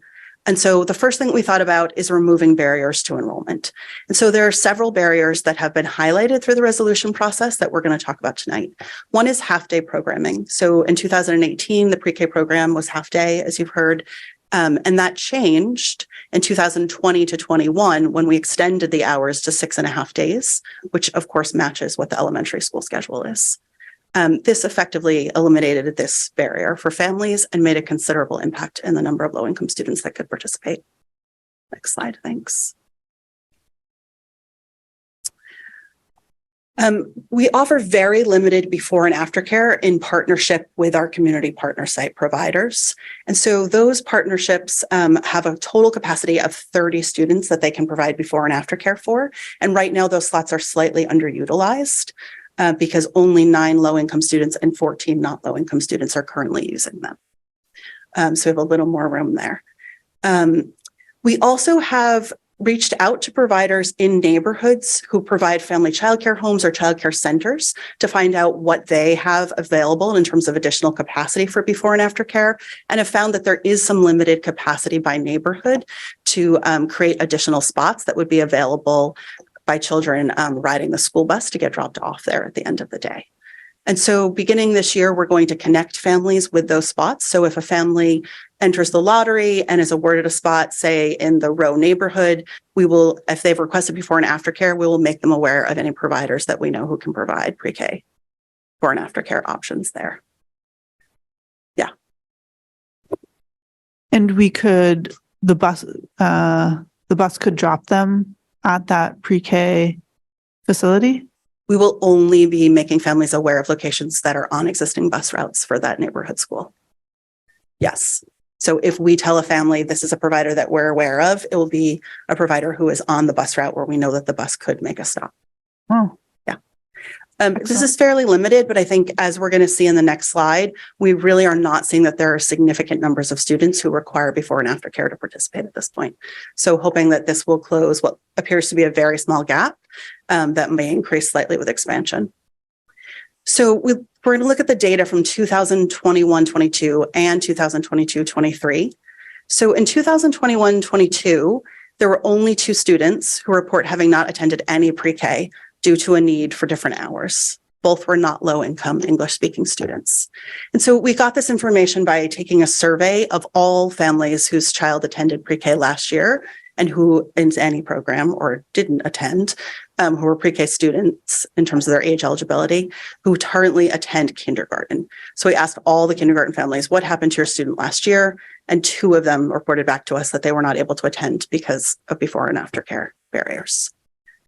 We also know that this year, there were 2 low-income students and 10 not low-income students who are declining spots or withdrawing from spots prior to attendance because they needed before and after care. But because we are not offering universal pre-K in Portland Public Schools, we know that there are providers in the community who have before and after care as an option. And so it's likely that most or possibly all of these families would go on to be able to have a program that would meet those needs.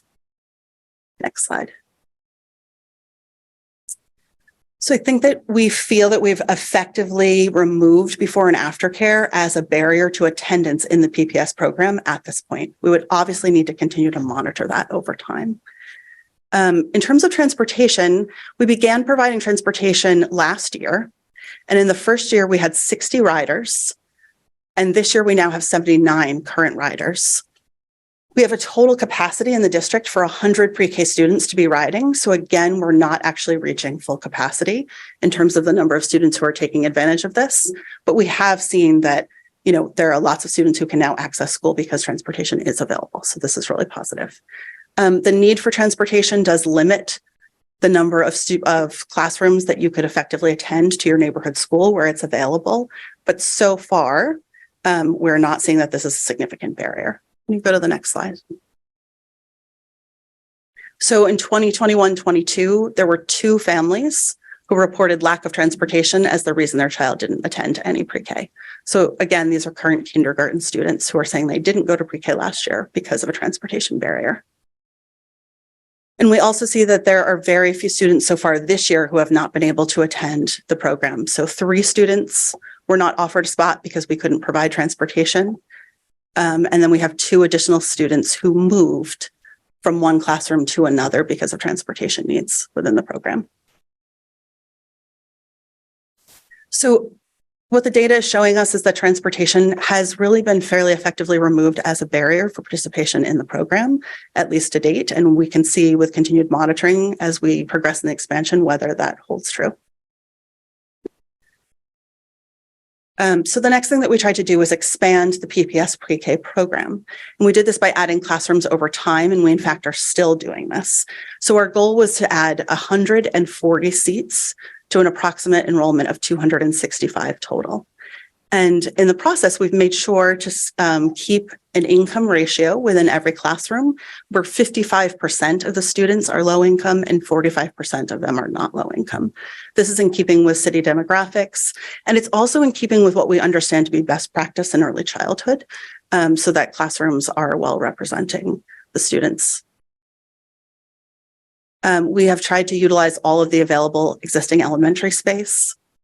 And so this graph just shows you the increase in spots over time from approximately 125 mainland seats in 2018 to now when we have 229 mainland seats. And then the bottom part of the slide is showing you the classrooms that we've added and a couple of classrooms where we've lost capacity over time and then added new ones in place. Can you advance the slide? Thanks. So we intend to continue expanding next year by adding 16 seats at Longfellow and 16 seats at Reiki. Both of these schools are under construction and have new classrooms waiting for us. So that's really exciting. We also have a classroom at Talbot where there are only 13 students because the size of the classroom is quite small. And so we're hoping that we might be able to add 3 additional seats by having a larger classroom there. And we're looking to maintain some existing seats by working with community providers. And those would be 1 regular education classroom and 1 special purpose classroom. So the maximum possible seats that we would have for next year would be 264, which is in keeping with the total target for the resolution. And we're obviously still have some work in front of us to meet those goals, but I think so far we're making good progress. This slide is just showing you where enrollment would be by location. And so you can just take a minute to look at the different options that families have for pre-K. And so by next year, the only elementary school that will not have a classroom will be Ocean. And I think it's important to note that because we're opening a classroom at Longfellow, we will be able to provide capacity for more Ocean families to participate in the program. Right now, these 2 schools share some transportation options. And so when we look at who's actually participating in pre-K by neighborhood, we do see that Ocean students are not as well represented as other schools. And so hoping that adding the Longfellow classroom will change that positively.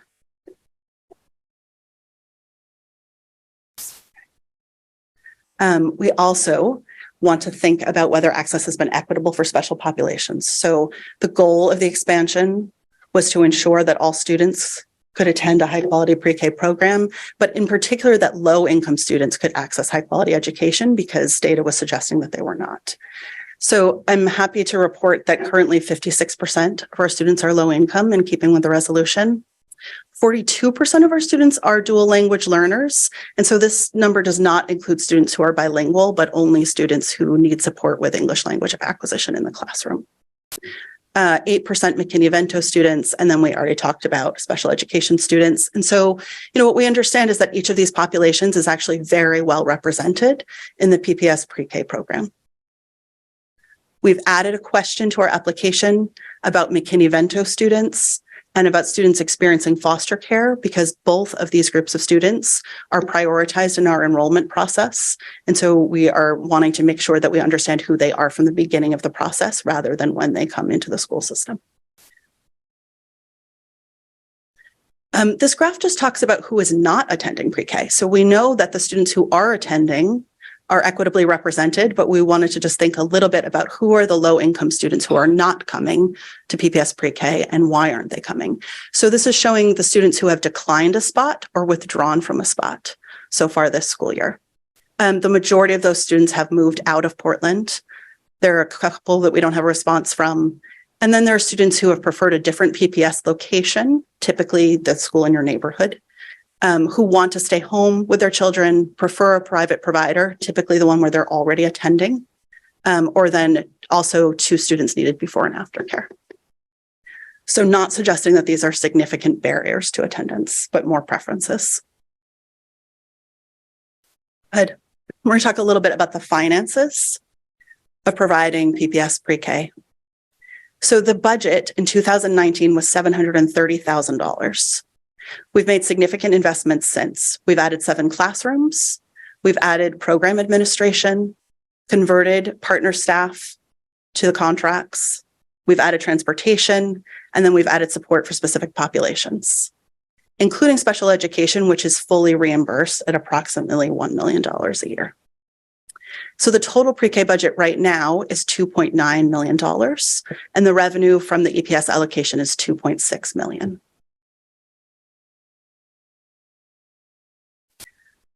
And thinking about expansion, I'm also happy to report that we think that expansion is fairly well financed already. We have a classroom that can be covered completely by CDS in terms of the total costs, furnishings, equipments, teacher, ed tech. We also have received a grant from the Maine DOE, which is forthcoming. So we understand that we have qualified for the grant and that we'll be receiving it. And so that will cover any furnishings and supplies that we need to expand, costs of site work, a partner site MOU, and then additional transportation access. So things like additional harnesses so that pre-K students can ride on the school bus. So the costs that we propose are the cost of a teacher, a DLL teacher, and an ed tech. And these are things for which we have no other funding source. And they combined will cost about $187,000.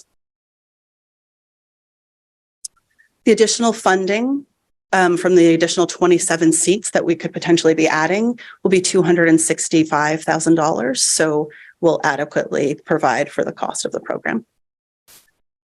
I'm going to explain just a little bit about how that works. And then I think that Miranda is also available if people have questions about this, because she obviously understands more about this than I do.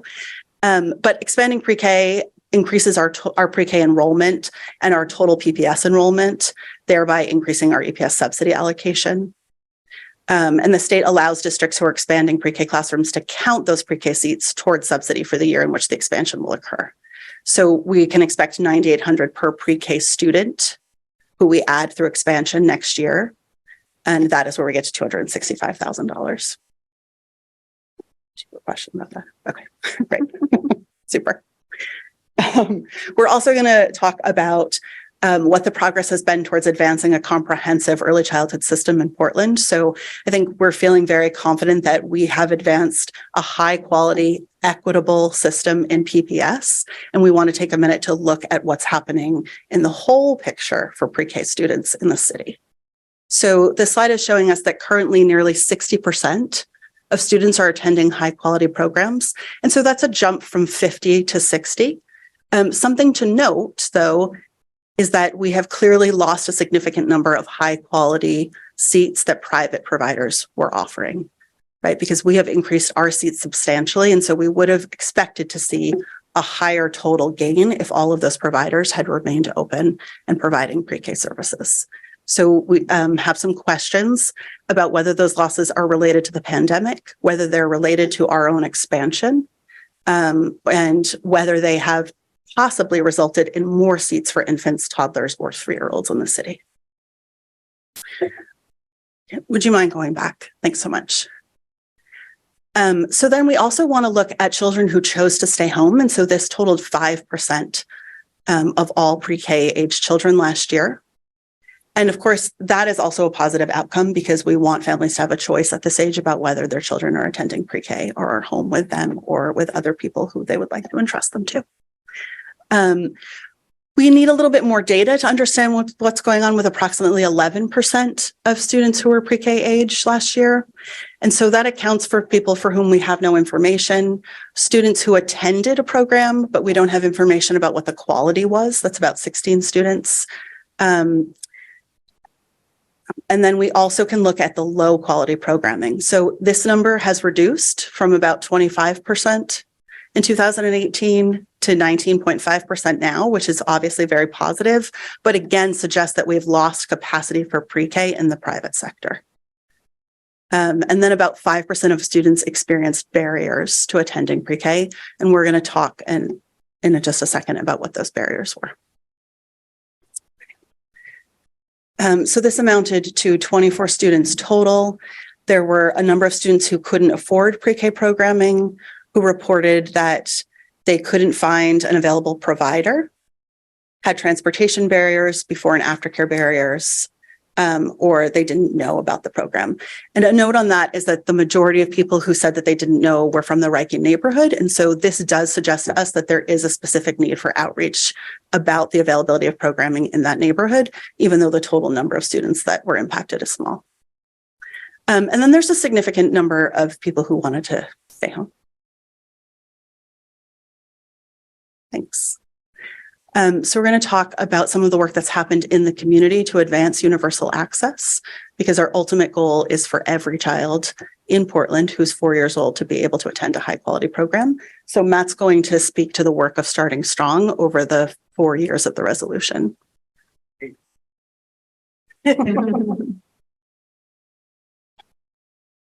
Hi, folks. I'll be brief and try to highlight some of the work that's most relevant to what's happening in Portland Public Schools. So I'm Katie Susi, and I'm the director of Starting Strong, and that's our community coalition focused on increasing outcomes for young children. One of our key focus areas is on making sure that students enter kindergarten ready to succeed, and in doing so through accessing high quality early childhood education. So we kind of start to think about our work in this area in 4 overlapping categories, and I'll just talk about those really briefly.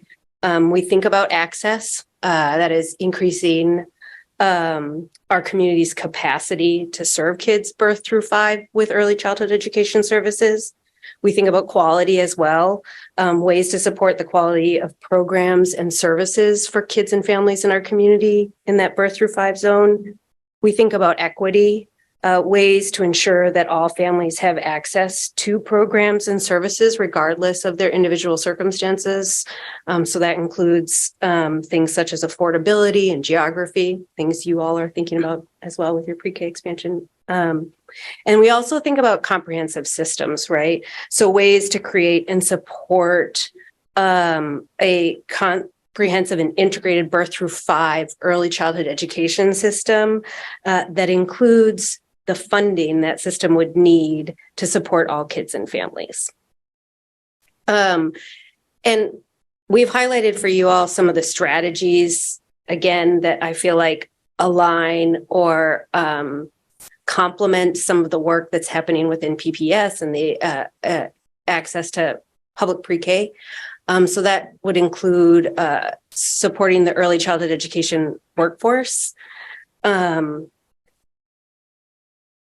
So over the past few years, an example of that could be we've worked with Portland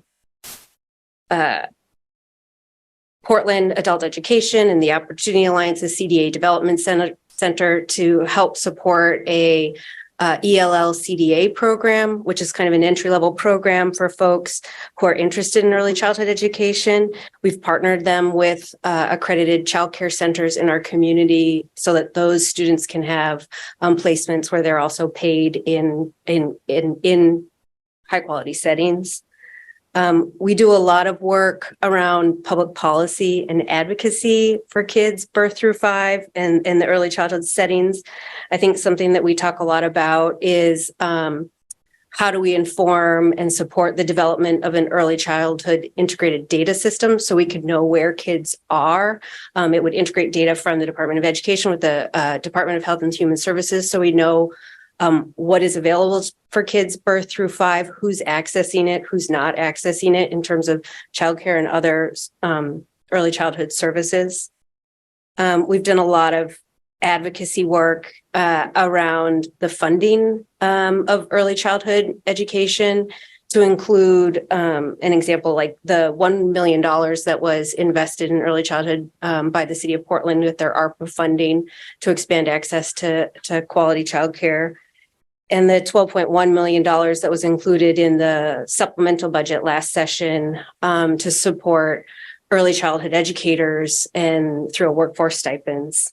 Some of the other work that we've done around program quality improvement, we supported Maine Roads to Quality, which is our state's quality improvement program, to offer Portland providers an opportunity to participate in a program called Creating Equitable Learning Communities, which is a 20-hour training that used research and best practices to create equitable learning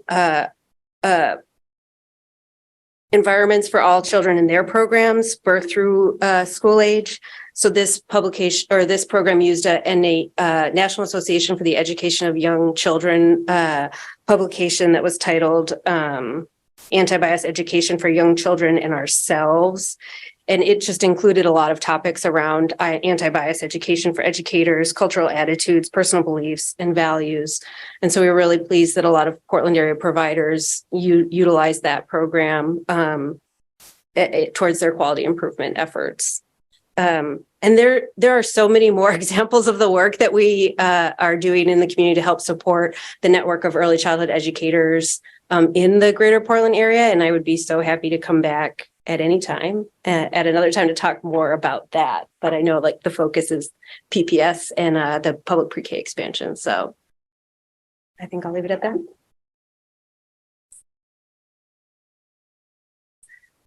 So I'd like to make some recommendations moving forward, so we can talk about those now. So the first is in the area of continuing to monitor and support program quality. So we did see that there were 4 classrooms that were below the target score in any one domain when we did the classroom assessments. And so it would be beneficial for us to provide very targeted coaching to those classrooms to make sure that we have universal high quality within our program. We also should consider seeking accreditation by the National Association for the Education of Young Children once the expansion is complete. And there are 2 reasons for this. The first is that it really is the best marker of program quality in early childhood education. And completing the self-assessment process is often very helpful for organizations in terms of really thoroughly thinking through every aspect of their programming and the support that they're providing for teachers, students, and families. And so I think it's something that we could benefit from. The second reason is that it's a very supportive thing to do in our field. So, as we are looking to advance the cause of early childhood education and help people understand why this is so critical for the health of our community, being accredited by the National Association for Young Children is really a way of being very clear that we stand for high quality programming that is developmentally appropriate for children and that is very inclusive of families. And so it's something that we could do to align ourselves with that practice. We also, of course, want to maintain current programming and all of the things that we've put into place to ensure that the program is high quality to date. Next slide. Thanks.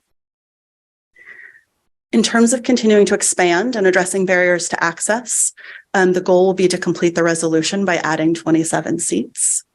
I think it's really important that we're going to add seats in the Reiki and Longfellow neighborhoods so that we can tie kids to their community schools.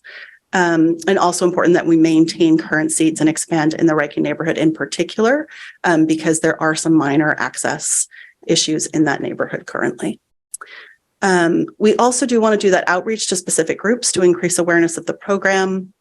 And we want to expand our partnership with CDS. So we are aware that there are still some inefficiencies that are impacting students and families, and that there's a need for additional services, including ESY and compensatory services. And so our plan is to discuss continuing to partner with them in ways that will resolve these issues for students.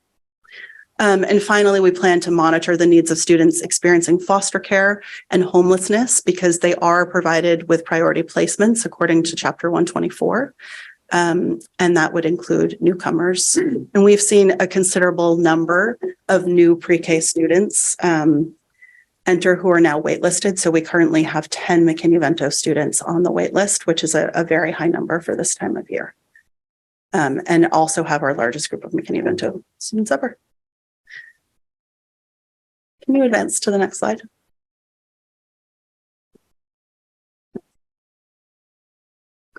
Thanks.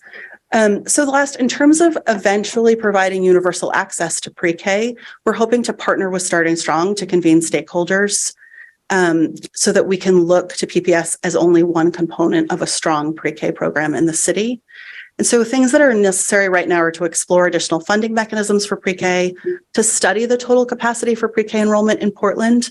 So the data that we have is really suggesting that we have lost a significant number of pre-K seats in the city. And it's very important to understand whether those have been lost entirely to the programs or are benefiting younger children currently. We also would suggest working together to create additional capacity as needed and to support quality improvement. So one thing that we're aware of is that there is a need to support the private sector in providing services for specific populations. So we know that private providers may not have the same access to social work support that we're able to provide or to screenings, and in particular that they are not providing support for dual language learners in the same way that we're able to. So these would all be things to look to improve within the total city landscape. Happy to take questions. I am just so thankful for all of that information. I just think that you set so much context and really shared with us all of your intention, and like this just really excites me, and it's just such good news for our city, especially like in the landscape of what's happening to pre-care and early childcare across the state and the country. So thank you for everything that you're doing and the advocacy work outside PPS. Thank you. I would like to open it up to questions, but I would like board members to be mindful of the time. We're trying to get to Alma advisory by 9:30. I was wondering, Alyssa, if board members could follow up with questions. Also, I still want to allow for very important questions here, but would that be okay? Yes, I would be happy to answer follow-up questions for board members or just for members of the public who might have them. Beautiful. Thank you. Yeah, board member Victor. Can I make one clarification? And I'm so grateful for this this work. It's incredible to see 5 years later how much progress we've made, and meeting all of the points of the resolution and seeing this incredible work and how the program has expanded, and your work personally, Alyssa, and leadership. It's awesome. So tonight is a good news night. It is a good news night. But thank you.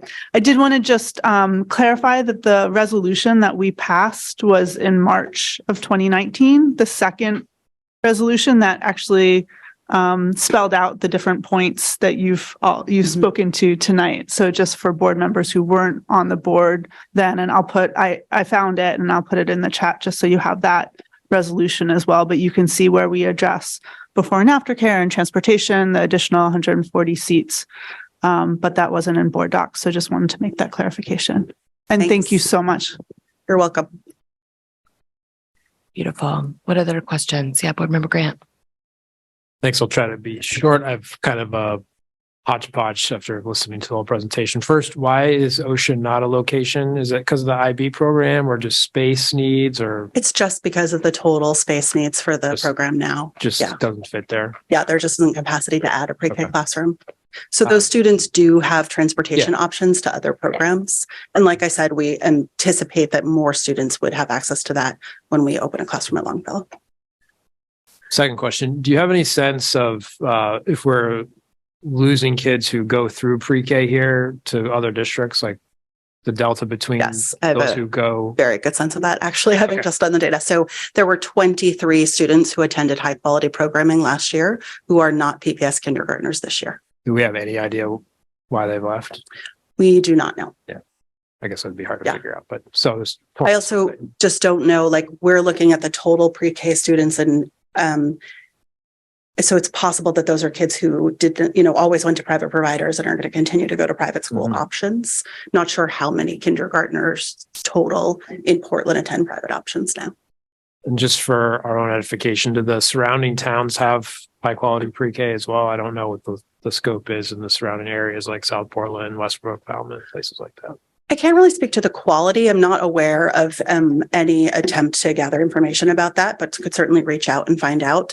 There are other districts around us that are offering pre-K, either universally or offering it to a specific segment of the population. Yeah, I was just thinking through if someone's looking for where to locate, is this an attractive thing here versus another town? So just anecdotally, you don't spend a lot of time. Yeah, I think anecdotally, I would say from my experience working with the pre-K teachers that they are all exceptionally committed to the work that they do.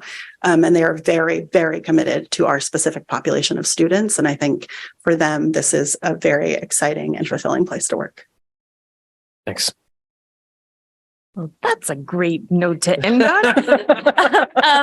Just one thing that I'll set that up. Yeah. That was organic. Oh, you would like to say something? Are you wrapping up? Yes, I was going to wrap up with one last thought, but you go first. Oh, well, I just wanted to thank Alyssa and Julie and Katie and Matt and the gigantic team behind them for obviously a really thoughtful and articulate summary of an immense amount of work. It was a lot of information, but to capture it in slides in a simple and clear way is a not small task. So just so proud of what everybody has done. Just a very strategic, thoughtful, committed, heartfelt group of folks, which is why we have such awesome results. So thanks to everybody. Yeah. I guess I also would just like to say a word of thanks also. So I think as somebody who's been in the early childhood field for a few decades now, it's just so positive to see what an incredible commitment this board and this community has made to pre-K education, and that commitment has been maintained over time and hopefully will continue. So thank you very much for that. Thank you. And you know what? I'll just follow up with my thoughts later. Okay, we're going to take a 5-minute break. Sorry, it was going to be 10 minutes, but it's only 5. So we're going to be back here in these seats at 9:05. Okay. Thank you, Greg. Okay, beautiful. So we're coming back together and we're going to move into some new business tonight. We have 3 different pieces of new business. The first are going to be first reads. The first 2 are going to be first reads, and then we'll be taking a vote on an amendment to a resolution. So on the first read to transfer $100,000 from the remaining furniture, fixtures, and equipment budget to cover the cost of the estimated contingency need for Reiki. Yes, you're going to speak to that, or do you have a question? I was just making a motion. Okay, wait, hold on. Wait, do we speak before we have a motion? Can someone remind me? Okay. No, we don't need No, we motion first. Thank you. Thank you, Board Member Figdor. Is there a second? Thank you, Board Member Opperman. Is there anyone speaking to this motion? Sorry, it was my bad. I had a old chair faux pas. There's no need for a motion on first read. I was just excited to get to the item, so ignore me. That's fine. Okay. And it'll be a subject of I just assume your knowledge of procedure is superior to mine because except I no longer sit in that chair, so apparently not. All right. Phew. And there'll be a workshop here shortly after for opportunity for questions and discussion. Beautiful. So we're done with that one. We're moving to a second one.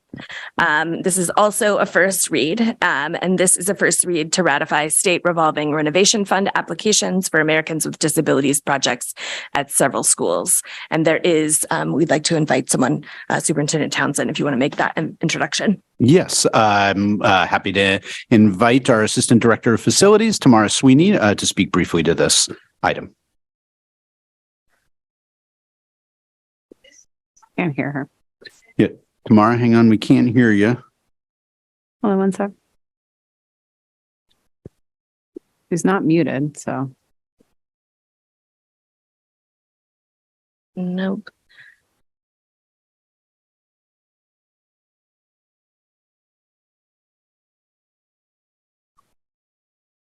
Maybe she didn't hear the chairs admonishing us about 5 minutes precisely. Oh, gosh. You want to try again to see if we can hear you?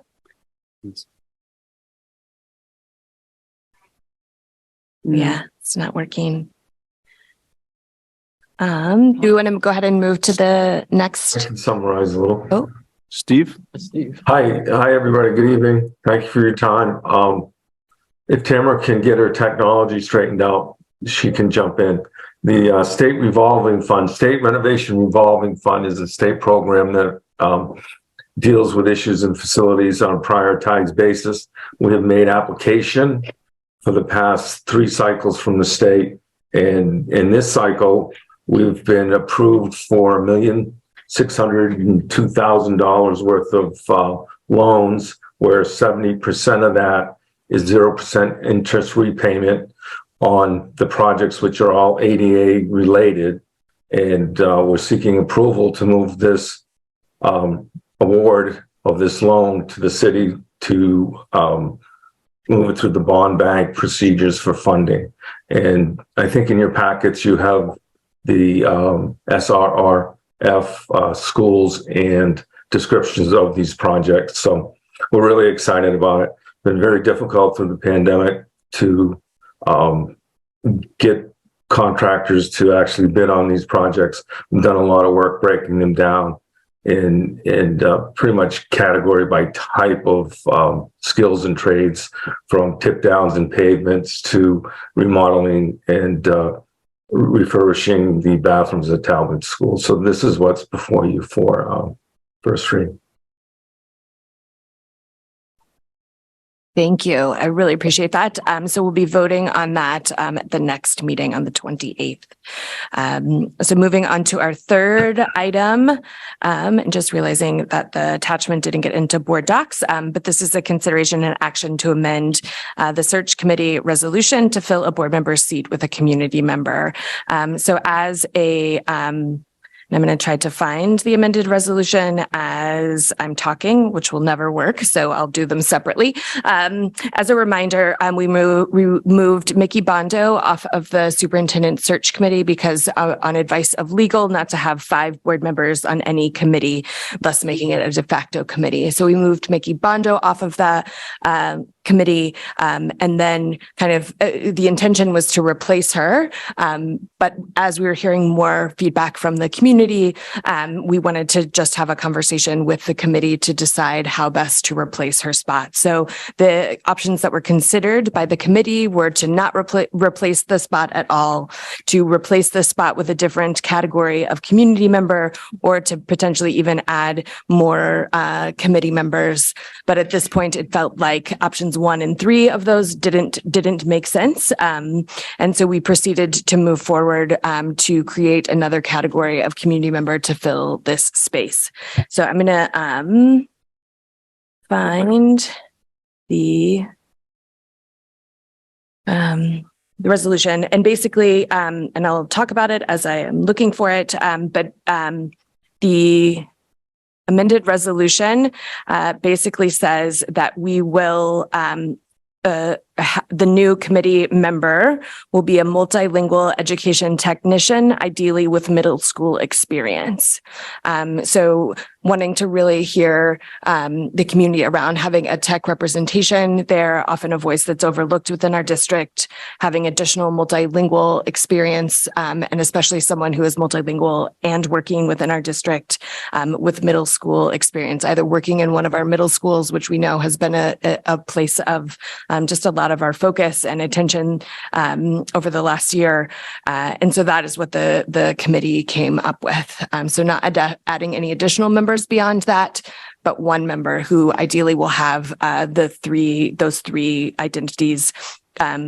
What we're looking at now is going back to the original pool of applications. If this is passed by the board, we'll be looking at the original pool of applications to see if there's someone within that pool who fits this criteria, and inviting them to join the committee starting immediately.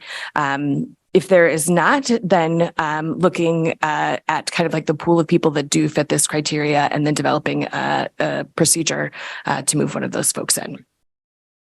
So that said, is there a motion to action to amend this resolution? Thank you, Board Member Bryden. Is there a second? Thank you, Board Member Figdor. And I just spoke to the motion. Sorry about that, out of order. Any questions? Okay, seeing none. Is there any public comment on the motion?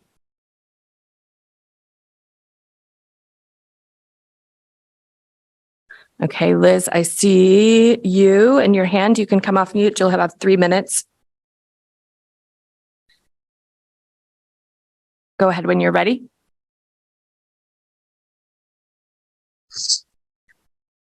Yep, I'm ready. I think there was just a delay. Can you hear me? Yes. Okay. Yep, I'll be brief. I'm glad that you are considering doing this as a board. I think it's very important. As I mentioned earlier, I think there's more that can be done. If you, I guess maybe if I don't understand right, someone could choose to clarify. If you find that among the current pool of applicants, you do not have someone who fits what you're looking for, could someone speak to what is the sort of highly inclusive and proactive process that's going to be done to encourage people who do fit that, to a variety of people who do fit that, to know about the opening and express their interest? Thank you. Thank you, Elizabeth. Any other public comment? Okay, seeing none, I'm going to close public comment. Is there any board discussion? Yeah, go ahead. I'll just say, I think that during the search committee conversation, we did talk about asking people who did not apply initially, given that there is a lot more knowledge about the process in the community now, and the circumstances have changed, and there might be interest by additional people. And so I would support also just going out to the community and assessing if there's if there are new people who fit the criteria, who are interested in being in on the search committee. Thank you, Board Member Victor. Any other board discussion?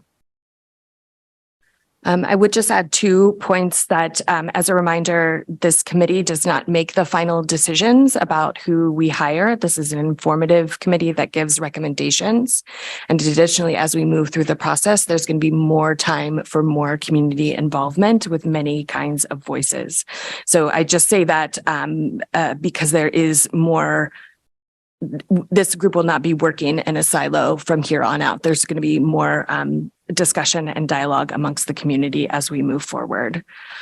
So given that, I think we can call the roll. So by roll call vote, please indicate whether you are in favor of an action to amend the search committee resolution to fill a board member seat with a community member. Superintendent Nally, will you please call the roll? I will. And can I just clarify? When we have clearly established members are absent, do I need to always read their names out loud? Will somebody just clarify that for me? Yes, I believe so. Just so it's on okay. I was doing that, but I just wanted to be sure. No, okay. I think thank you all. Question, and yes, thank you for telling my question was good. Okay. Member Billiou, Member Bondo, Member Bryden. Yes. Member Figdor. Yes. Member Grant. Yes. Member Opperman. Yes. Member Russell Better. Yes. Member Youssef. Yes. Student Rep Ellis. Yes. Student Rep Francisco. Student Rep Hemond. Yes. Student Rep McLaughlin. Student Rep Santiago. And Chair Lentz. yes. So the motion passes with the students voting with the majority. So before we move to adjournment, I just wanted to remind folks that we have 2 upcoming workshops after the adjournment. So the first is going to be on building for our future, the first read that we just had, and a workshop with Alma Advisory Group. I think we're going to swap the order. Oh. Or just we'll do adjournment after the executive session so that we don't have to open the meeting back up and close the meeting again. Oh, yeah. Very smart. Yeah. Okay, beautiful. Then let's move into our first workshop. Beautiful. Superintendent Townsend, do you want to? Great. Yeah, I'll turn it over to Director of Facilities, Steve Stilfen, and our team from Harriman to review the elements of this for us. Good evening, everybody. Tonight we are putting forward before you a request for a reallocation of funding of $100,000 from the FF&E budgets for the BFF, VFOF for school projects budgets to fill a gap that we are experiencing in the contingency fund for the Reiki School. And with me tonight, I have Mr. Mark Lee, principal architect and project manager, all rolled into one here with us, and Mr. Dave Lewis, our owner's representative, to answer any questions that you might have about this reallocation of funds.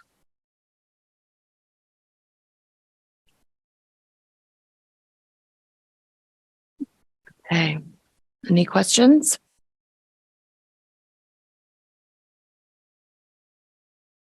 All right. Let me just check online.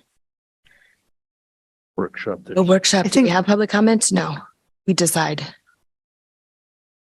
What is your thought, Emily? Discussing. Yep. Just a chance for Conversation. questions and discussion. Great. Okay. To understand it. Okay, I see.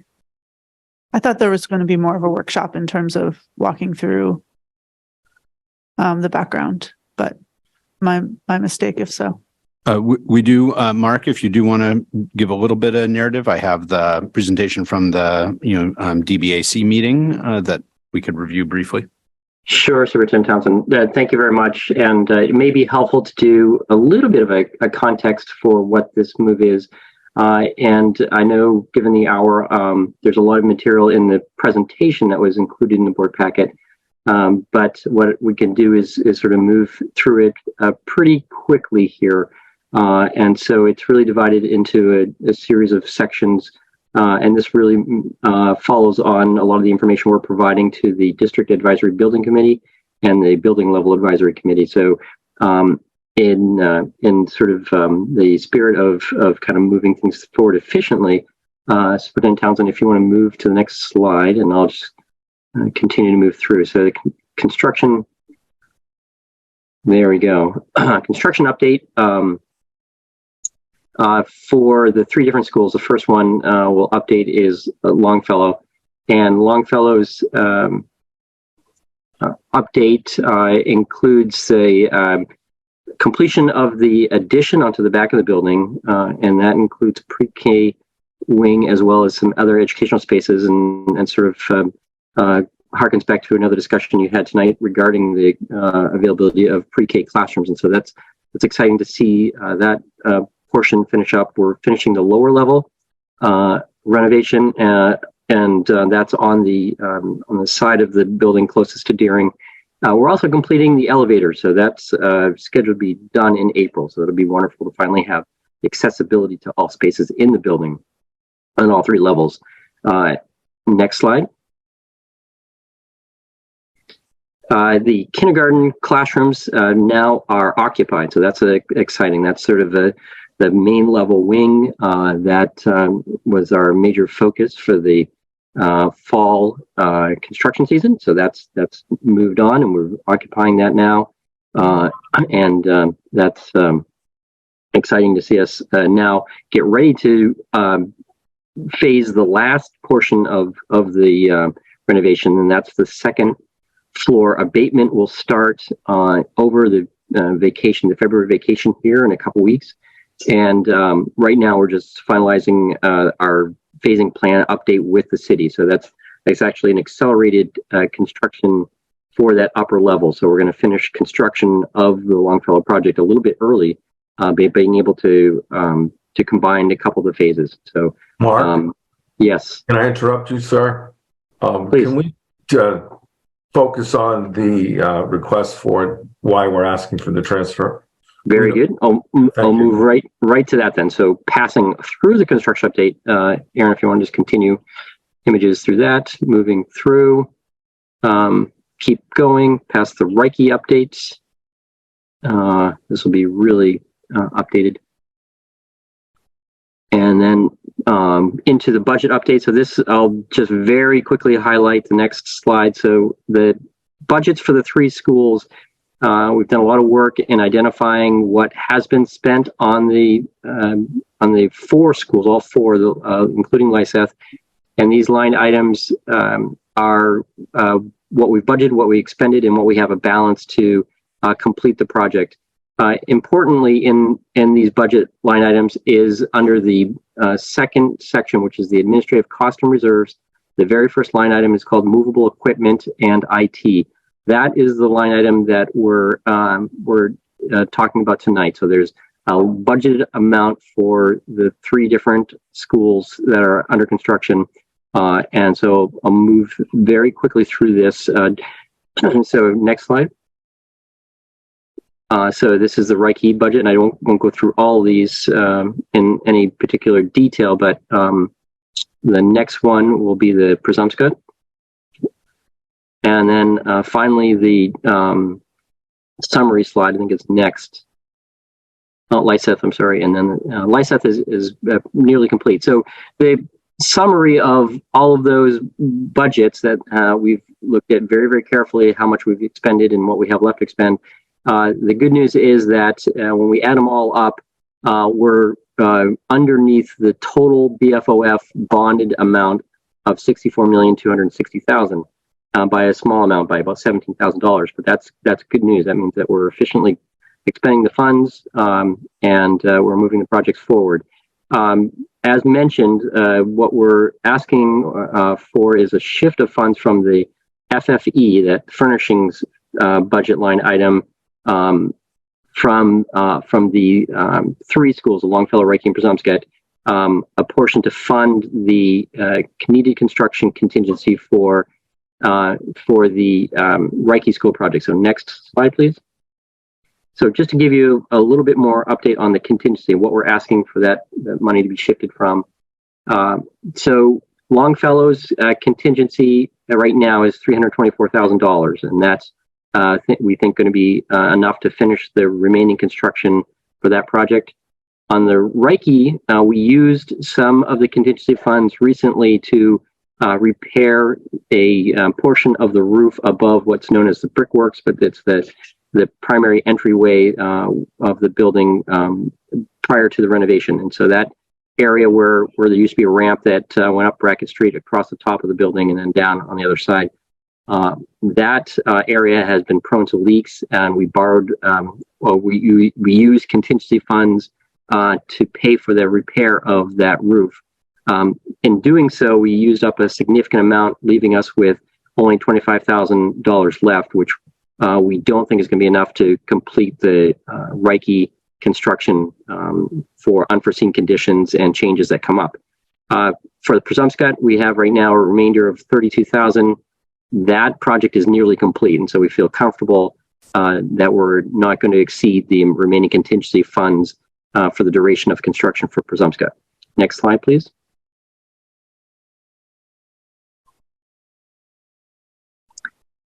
And so what we're recommending that we're going to need to complete the Reiki budget is the $100,000. And so right now that is the ask.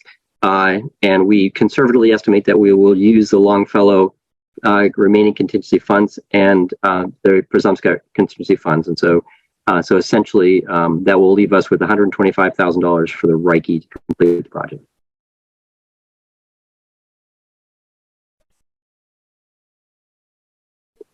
And then this is tonight the first read of that recommendation, and it was a recommendation from the District Advisory Building Committee that met most recently to bring it forward to the board here, and that is to relocate $100,000 from the furnishings, fixtures, and equipment budget for use for the Reiki contingency, necessitated by the use of the Reiki contingency for a roof repair that was not originally part of the scope of that project.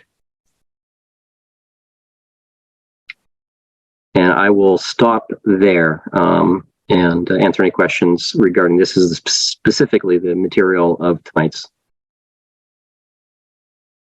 Thank you, Mark. Beautiful. Any questions? Board Member Opperman. Just to clarify, the funding then for Reiki is coming from Longfellow and Presumscott? Or am I incorrect? The funding for the contingency, what we have looked at doing at this point in time, and it's a little further in the presentation, but what we're looking at doing is the furnishings budgets. Currently, we have spent some funding for each of the schools, mostly on technology. And so the total funds that right now we're looking at having available for furniture for the three school projects is about $1.1 million. Of that 1.1, we have spent already funds on instructional technology in the schools themselves. And so that total amount that we've spent is right around the $500,000 mark. And so that leaves us with about $600,000 to spend on furniture for the three schools. And so that $100,000 is coming from, if you will, a pooled amount of the furniture funds for all three projects. Thank you. Any other questions from the board? All right. Thank you so much, Mark, for all of that information. I think we're going to move on to our next workshop. Okay, beautiful. So I would like to ask Sylvia, are you still with us? I don't know. Oh, here she comes, I think. Good evening. I'm here. Hi, Sylvia. Thank you so much for being here late with us. And Sylvia's joining us from Tennessee tonight. I think I see your picture back in the background. Yes. So welcome. And so you're going to be doing an update kind of about last week, and then we'll move into executive session to talk about that interviewing process. So I'll just hand it over to you. Great. And do I have permission to share my screen? Let's get you that. I think I do. Let's see. Beautiful.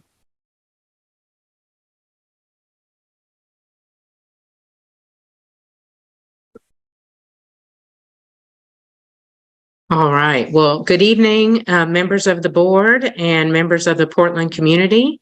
Thank you so much for the opportunity to share our quickly synthesized community feedback summary.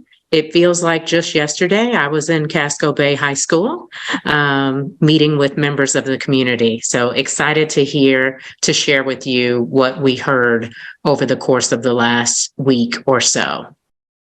I wanted to remind everyone of our superintendent search timeline. We are at the beginning of February, which is when we hope to finalize our initial community engagement and begin to really develop the job profile based on the input of the community. Once we finalize the job profile and post the position, we'll spend the rest of February and March on screening and sourcing candidates. Ideally, as we talk through with the board and the search committee, what the selection process will look like, we anticipate that the finalist round should occur around April, and ideally we would be able to make an offer and begin for transition by May. I want to remind everybody of the shared goal and purpose that the board and search committee designed together starting back in January. And we shared this information at each community gathering as well, so that the community was aware of the board and search committee's commitment to this important process. So our goal is to recruit, screen, and select the next transformative superintendent of Portland Public Schools. And our purpose is to lead a transparent superintendent search process guided by the equitable input of the Portland community, while centering on Portland Public Schools' historically marginalized students, families, and staff, and designed to mitigate bias every step of the way. Over the last few weeks, we designed 3 primary activities for community input. We had 3 community gatherings, 2 in person and 1 virtual, where we had over nearly 150 participants. I would say that definitely we hit that registration mark. We probably came close to somewhere north of 130 participants in those community gatherings, and then added an additional focus group opportunity on last night, yesterday. We conducted several focus groups and interviews, both one-on-one interviews and focus groups, and reached over 160 participants in that opportunity. And then lastly, we launched a staff and community survey that was extended until Monday as well, and we're able to achieve over 1,400 respondents who represented the Portland Public Schools community. I definitely want to pause and thank the staff of the school district, particularly Grace Valenzuela and her team, for really hosting and putting together a very tight schedule of activities for us. Also want to thank the staff of East End Community School, as well as the high school leaders at Casco Bay, Portland High School, and Deering High School for hosting us when we were able to come out and meet students, as well as our community gathering.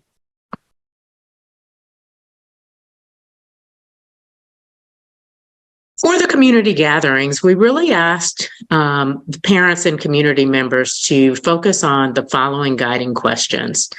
Wanted to start with high-level aspirations. So what are the things that are top of mind when you think about the kind of education that you want for your child and your student at Portland Public Schools? And then we wanted to hear about the strengths as well as the areas for improvement. And then the last portion of our time focused on the skills, experiences, and responsibilities for the superintendent. And of course, one question that got a lot of feedback for us was the last one. What would you like to see as a Portland community member or stakeholder that would demonstrate to you that what you shared with us made a difference in the process? And as we shared, the word ALMA means to foster, and we really believe that those who have the most at stake should be involved in the decision-making of any process that impacts them. So you see here a few photos from our community gatherings, people engaged in rich dialogue and having the opportunity to really talk together in small groups about what's most important from their perspectives. So when we combine all of those meetings and one-on-one interviews, we had over nearly 49 meetings and met with nearly 300 participants over the course of those 2.5 days. I want to shift to the survey respondents. And again, just thank you for the push over the last 7 days. I think we more than doubled our survey participation from the last time we checked in on February 1st to now. So you will see that we have survey representation from all members of the community, including over 200 students, nearly 700 parents, over 350 teachers, ed techs, base employees, Portland residents, and community partners. We also asked for the zip code of our respondents, and over 80% of the respondents to the survey were identified as residents of the city of Portland. You see that there were about nearly 17% of respondents indicated that they lived outside of Portland, and most of those identified as staff members of the district.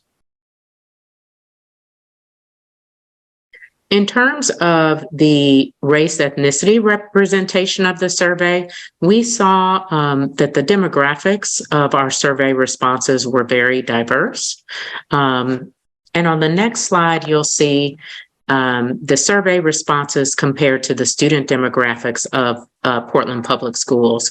And we saw that it was somewhat similar to the demographics of Portland Public School students, although we see that African American or Black survey representation trails slightly behind the representation of the student demographic.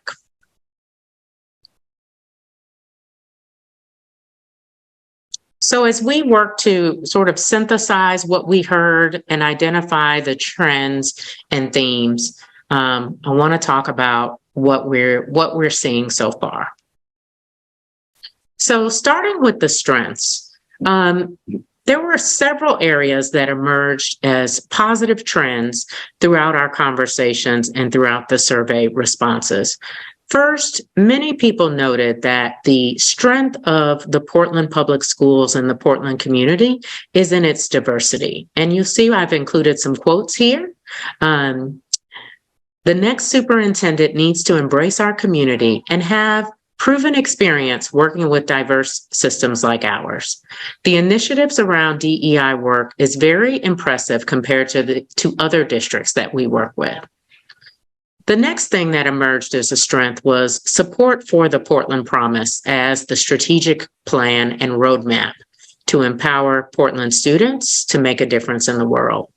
And you see here, the Portland Promise serves as the longest running roadmap and focus for the district. We now have alignment on the what, and we need to dig deeper into the how. And we'll talk a little bit more about that as we cover areas for improvement. Many people just talked about the amazing staff and students of the district and community, and that commitment to helping students learn and grow as we come out of the pandemic. And you'll see the quotes there. Our students are amazing and can match up with students anywhere. Lots of folks noted the strong commitment to collaboration with community partners, particularly working with students and families to address needs that go beyond academics, social, mental health, well-being, and emotional needs. And finally, the work of the Multilingual and Multicultural Center was touted as a strength, and particularly really helps support parents to fully participate in their students' learning. So we are dismantling barriers more active than anywhere else that I've worked.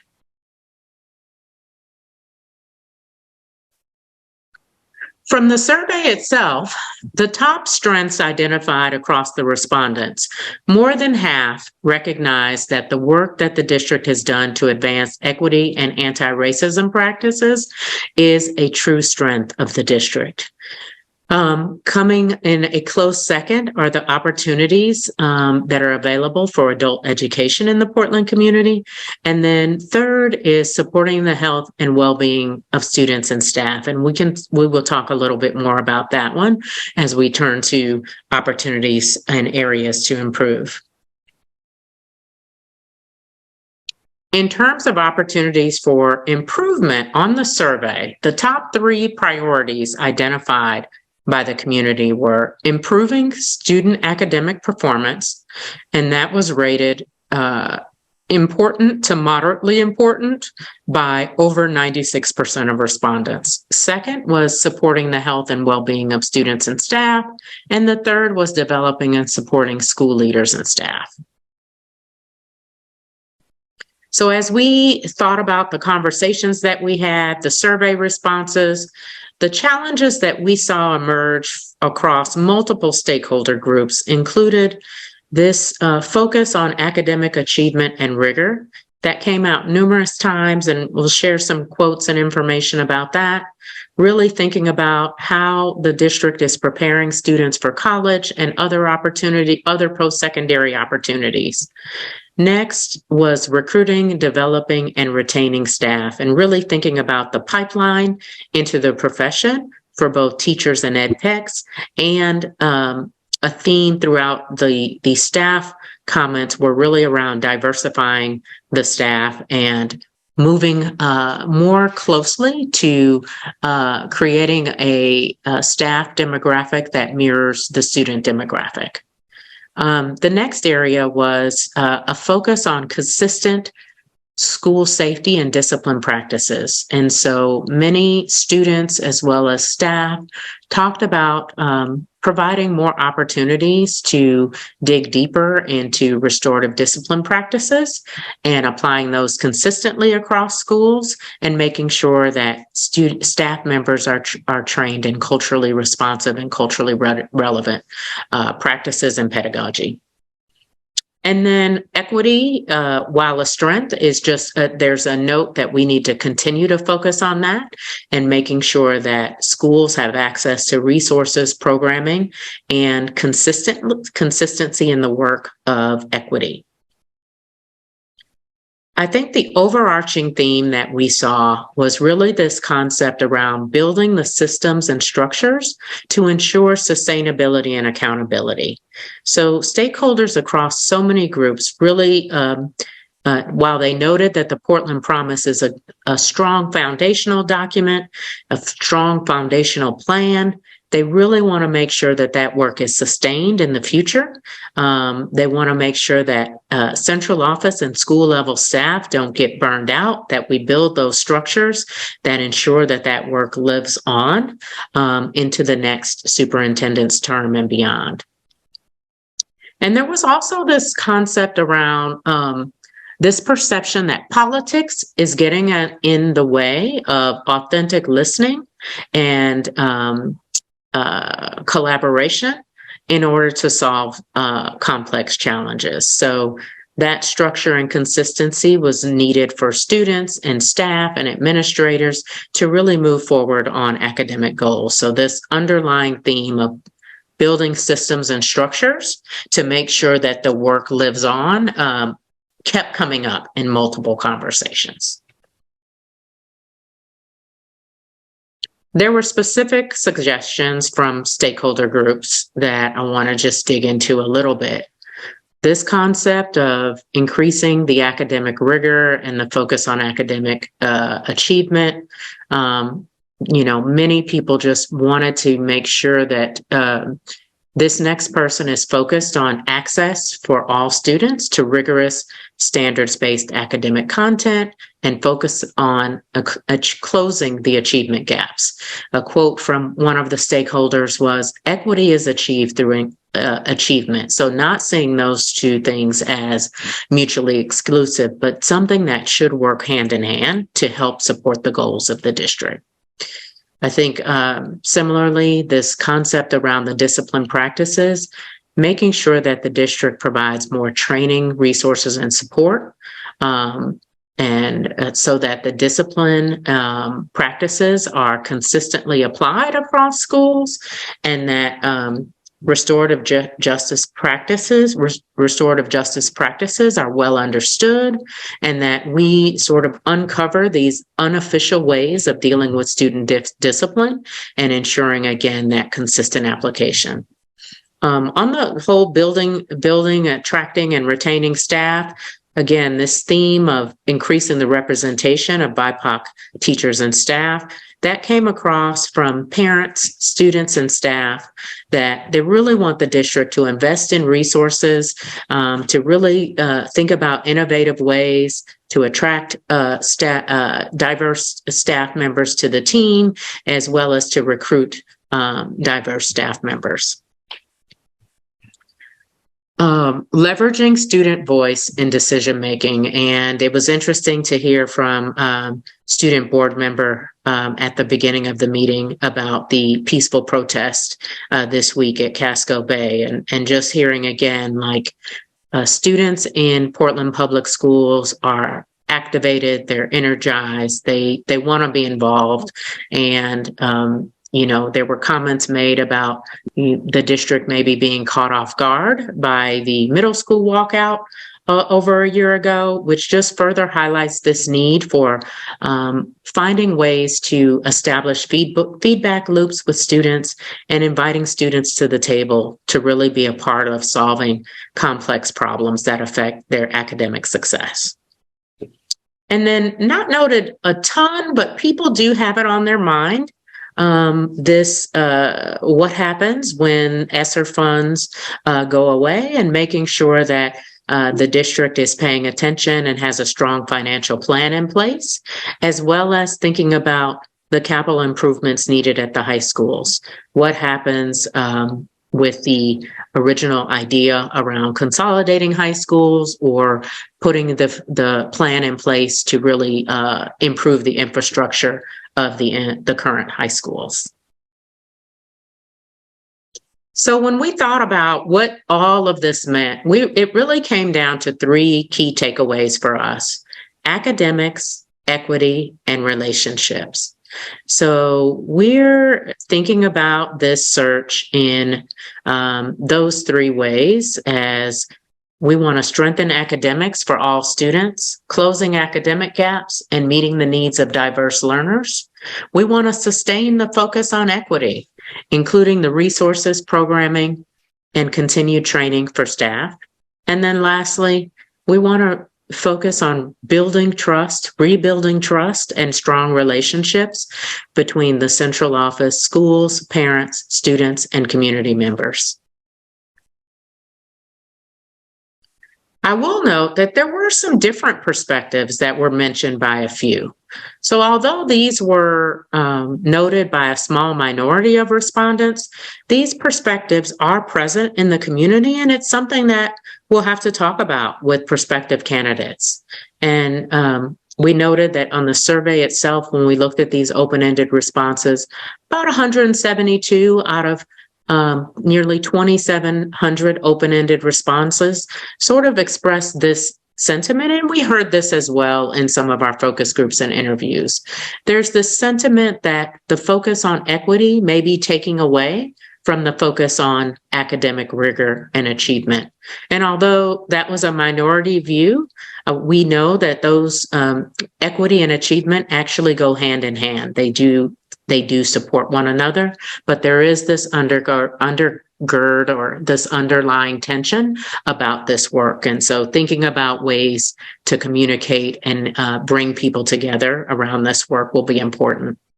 Some express concerns that the decisions and work focused on newcomers and the BIPOC community seems to exclude the other half.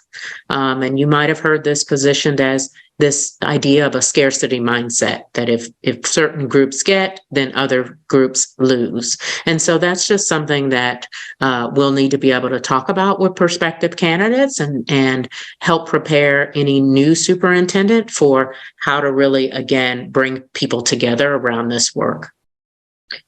Some mentioned concerns about changes to school choice. Forcing students to attend a high school is not a choice. And I heard from Superintendent Townsend about the most recent decisions. So it feels like that students are getting their first choice in many cases, but that's, again, an area and an opportunity to continue to communicate what is happening there. Several people mentioned that the school board needs understanding and training on their role in order to really help the new superintendent be successful. What is the role of the board? What is the role of the superintendent? And then lastly, there was a few people who mentioned that this role needs to be filled by someone who has served as a superintendent. So a lot of times there was a comment that we don't want someone to come into this role as a stepping stone and leave really quickly. We want someone who has the proven experience of leading a district our size. So from the survey, in terms of the skills for the superintendent, these three were overwhelmingly rated as high for many of the respondents: putting the best interests of students first in all decisions, being a strong, clear communicator, and seeking and responding to feedback from students and parents and staff. So when we brought all of this together, we thought about this as the PPS community wants an experienced, courageous, accessible, and visible leader with a demonstrated track record of systems level thinking who is able to include and uplift the voices of others. A leader who is able to unify, collaborate, and align others around a common goal while listening to learn and clearly and courageously communicating without bias. A leader who can build a strong team, create systems and structures to hold him, her, themselves, or others accountable for the implementation of the vision, mission, and goals of the Portland Promise. And lastly, a leader who is dedicated to sharpening the focus on academic achievement, as well as to creating the conditions where all students can feel safe, supported, challenged, and included.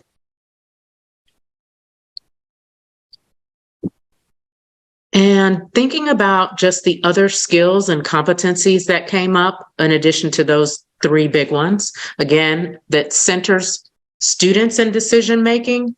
We heard courageous leader come up many times, someone who is courageous, but willing to make courageous decisions that may be unpopular. We heard that, this is a dedicated team and they want someone who will mentor, coach, and develop the existing leadership team, as well as elevate the perspectives of all levels of the organization so that buy-in and trust is felt. There was this notion of the systems level thinking, someone who exhibits that willingness to analyze complex situations and data, setting clear metrics for success, monitoring progress, and also being willing to honestly acknowledge when things may not have gone wrong, might not have gone the way that the district planned, and allowing for those course corrections. We heard a lot about the accessibility, the approachability, the visibility, but also the courage, cultural fluency, and sensitivity to understand what makes Portland unique and special, but also being able to push back thoughtfully and shine a light on some of the challenges within the district in order to establish that path forward. And along the systems and structures and systems level thinking, just someone who can manage the day-to-day operations while still allowing for that collaborative and accelerated learning across the schools. So there was an open-ended question, number 7. Portland Public Schools will be successful if we accomplish these 3 things within the next 5 years. And that's where we received nearly 3,000 open-ended responses in the survey. So a little word cloud to see what came out. So support, school, staff, teachers, students, equity, education, community, academics came out quite a bit. And as we think about those 3 areas, academics, equity, and relationships, 52% of those open-ended responses had some mention of academics, student achievement, and curriculum. And I'll pause here, and hopefully you all can see some of these. Work to align practices, curriculum pacing and resources, increase support for multilingual and special education students, develop dual language programs, stay with the curriculum we've chosen, prepare students for the workforce shortage that is here and continuing to grow, improving college acceptance,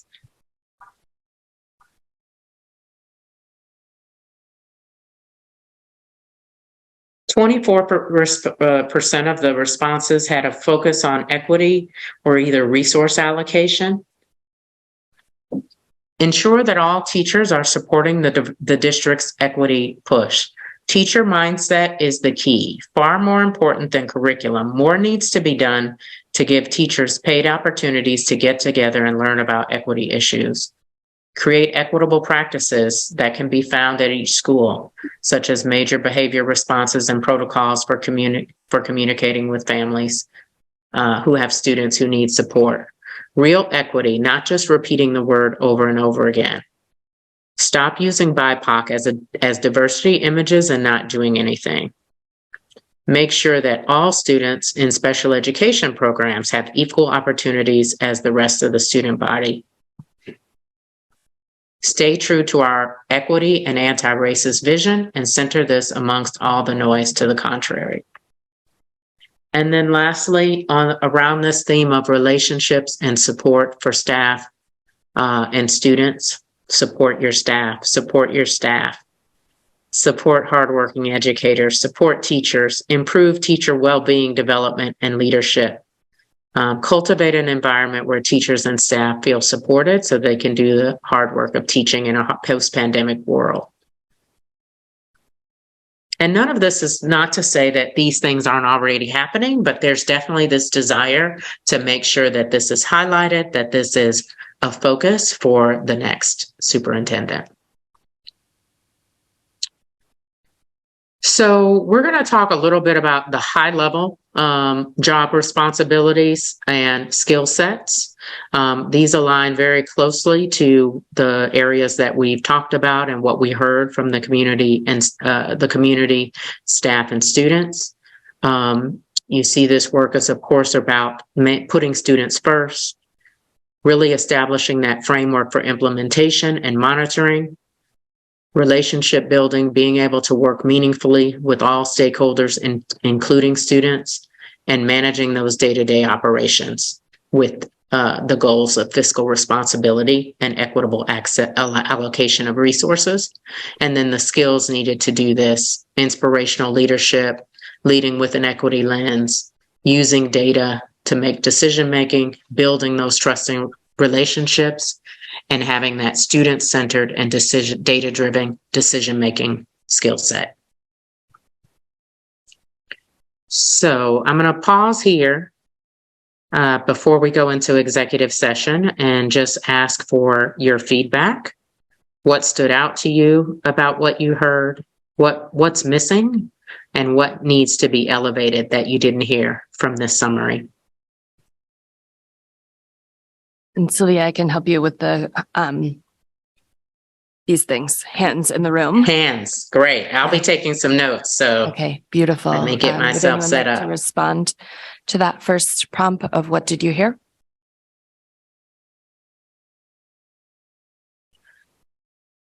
I'm happy to respond. I think that like what kept coming out in my mind was like, oh, you got us. Like just kind of like across the board from everything, you know, I hear in the community and talk to in the schools. It's like, oh, yeah, like this is just like a really great broad strokes of our really awesome strengths and our areas of challenge. And I also was just thinking about like Brian Stevenson, who started the Equal Justice Initiative. And he always talks about like having to get proximate to things before you can like really uplift them or fix them, or not that we can really fix anything perfectly, but just like, and I feel like you really helped us get proximate, like not only to the job of the superintendent, but just like the culture and community of our city and our district. And that just feels like a gift, really. So thank you. Thank you.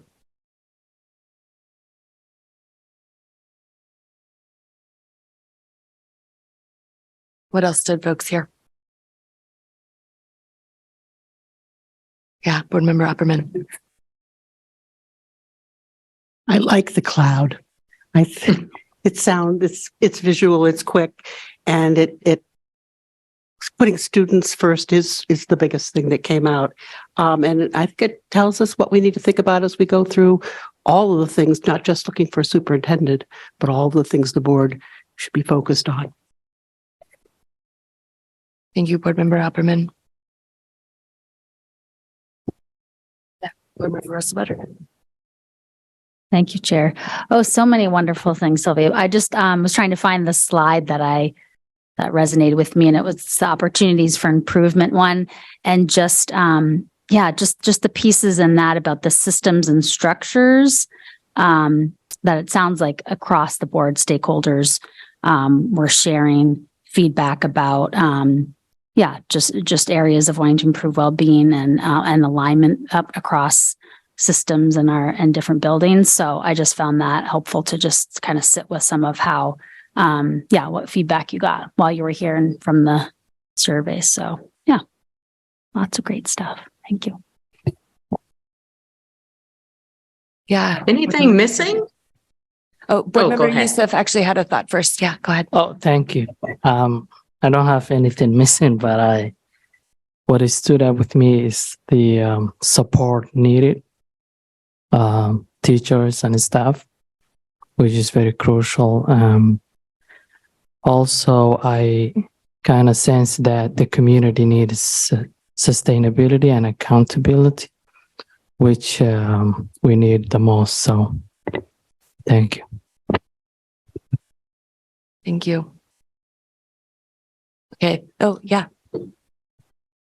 Yeah, I really love the part. I mean, I loved all of it, but I really love the part about teacher wellness. I mean, I'm a firm believer that great teachers cultivate great students. And the more passion there is in terms of educators, the more we're gonna, That's all. Thank you. Thank you, Representative Ellis. I think we can probably move to the second question, Sylvia, which is what was missing. Yeah, Board Member Bryden. Thank you, Chair. So I'm not, excuse me, I'm not bringing up something that I feel like was missing in terms of a miss or, I'm not intending to be, anyway, I'm curious though, because I think it was such a good open-ended question. What would you like to see that would demonstrate that what you shared has made a difference in this process? Oh my gosh, I want to know what people said to that question. And so I was like listening for that in the presentation, and I don't need to hear those answers right now, but oh my gosh, there's like, that's such rich feedback that, I think we need to pay attention to. Did you want me to respond to that? Yeah. So a little bit. Yes, and just that. So like the survey closed yesterday night, and we had a focus group yesterday night. So the fact that Alma has synthesized so much already is truly remarkable, and to be able to display this narrative, I'm so grateful. But this is like phase one, so it will be continued to be synthesized. The open-ended questions, there's more to be pulled out there that will continue to unfold throughout the process. Sylvia, would you add anything to that? Yeah, I mean, I think Board Member Bryden, I think this is the first step, is making sure that we share back with the community what we heard, and giving the search committee an opportunity to respond to that. This will shape what the job profile looks like. And so we want to be able to iterate on that based on this feedback. And then as we begin to talk about the selection process, as well as how we keep the superintendent search webpage open so that people can go to the website and find out what's happening, where are we in this process. They can continue to submit feedback to us that we will use throughout the search from start to finish. That's the first step. And then ultimately, using this as our guidepost to screen for the candidate who really meets this criteria. Thanks, Sylvia. That's really helpful. Did I see another hand? Yeah, Board Member Upperman. Hi, Sylvia. Again, when you say what is missing, it seems that people didn't talk a lot about cutting back on expenses and finances. Is that accurate? Because that's an interesting, there was some comment about resources, about, being accountable. But, and I know we weren't talking about things in general, but I just didn't know if that showed up much. Yeah, I don't think it's rare that we ever hear people say spend less on education, but the only thing that came up was the notion about ESSER funds going away. We also heard about, this person having to be politically savvy, and this sort of falls along the lines of relationship building, being politically savvy, but not political, in order to work with the other entities outside of the district, whether that be the state, the city, et cetera, in making sure that the budget priorities are met. Thank you. Anything else about what's missing? No? Okay. Sylvia, was there a third question? I can't remember. Anything that needs to be elevated. So when you all see the job profile itself, the way that certain skills and responsibilities are listed, it actually really matters. So we'll want you to be thinking about, well, what comes first? What comes second? What comes third in the job profile? So that people really know like what's top of mind for you all as a board and search committee, because that the priority of things will come through in the job profile. And we know they're all important, but all of this really feeds into the selection process from this part going from this point forward too. So as you think about where would I putting the students first versus managing the day-to-day operations, like be thinking about how we want to present the full profile. Just one thought that I had is just like, I want to really make sure that we don't separate equity and academics, because I think that that can be some coded language that is used when we're talking about racial equity work. And so I really want to make sure that wherever we're mentioning those things, they're together and not perceived as separate.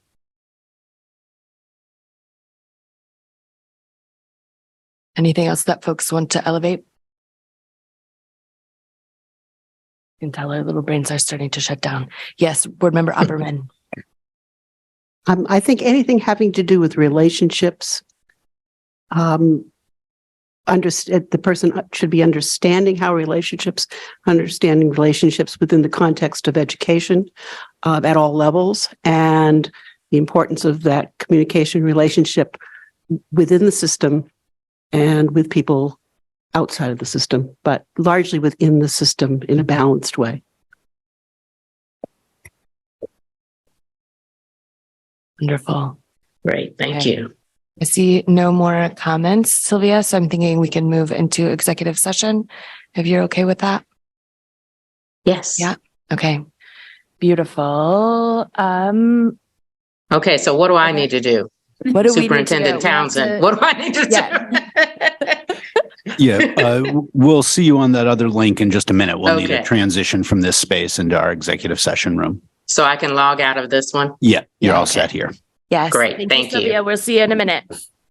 I move we go into executive session. Yes. Is there a second? Right here. Thank you.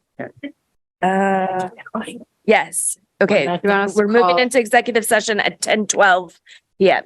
We'll come back to. We need to vote it. Do I have a microphone? Beautiful. I think I have enough board members. Is there a movement to adjourn the meeting? Thank you, Board Member Bryden. Is there a second? All those in favor of adjourning? All right, beautiful. It is 10:47 and we're adjourning. Thank you all very much. I'll be in touch soon.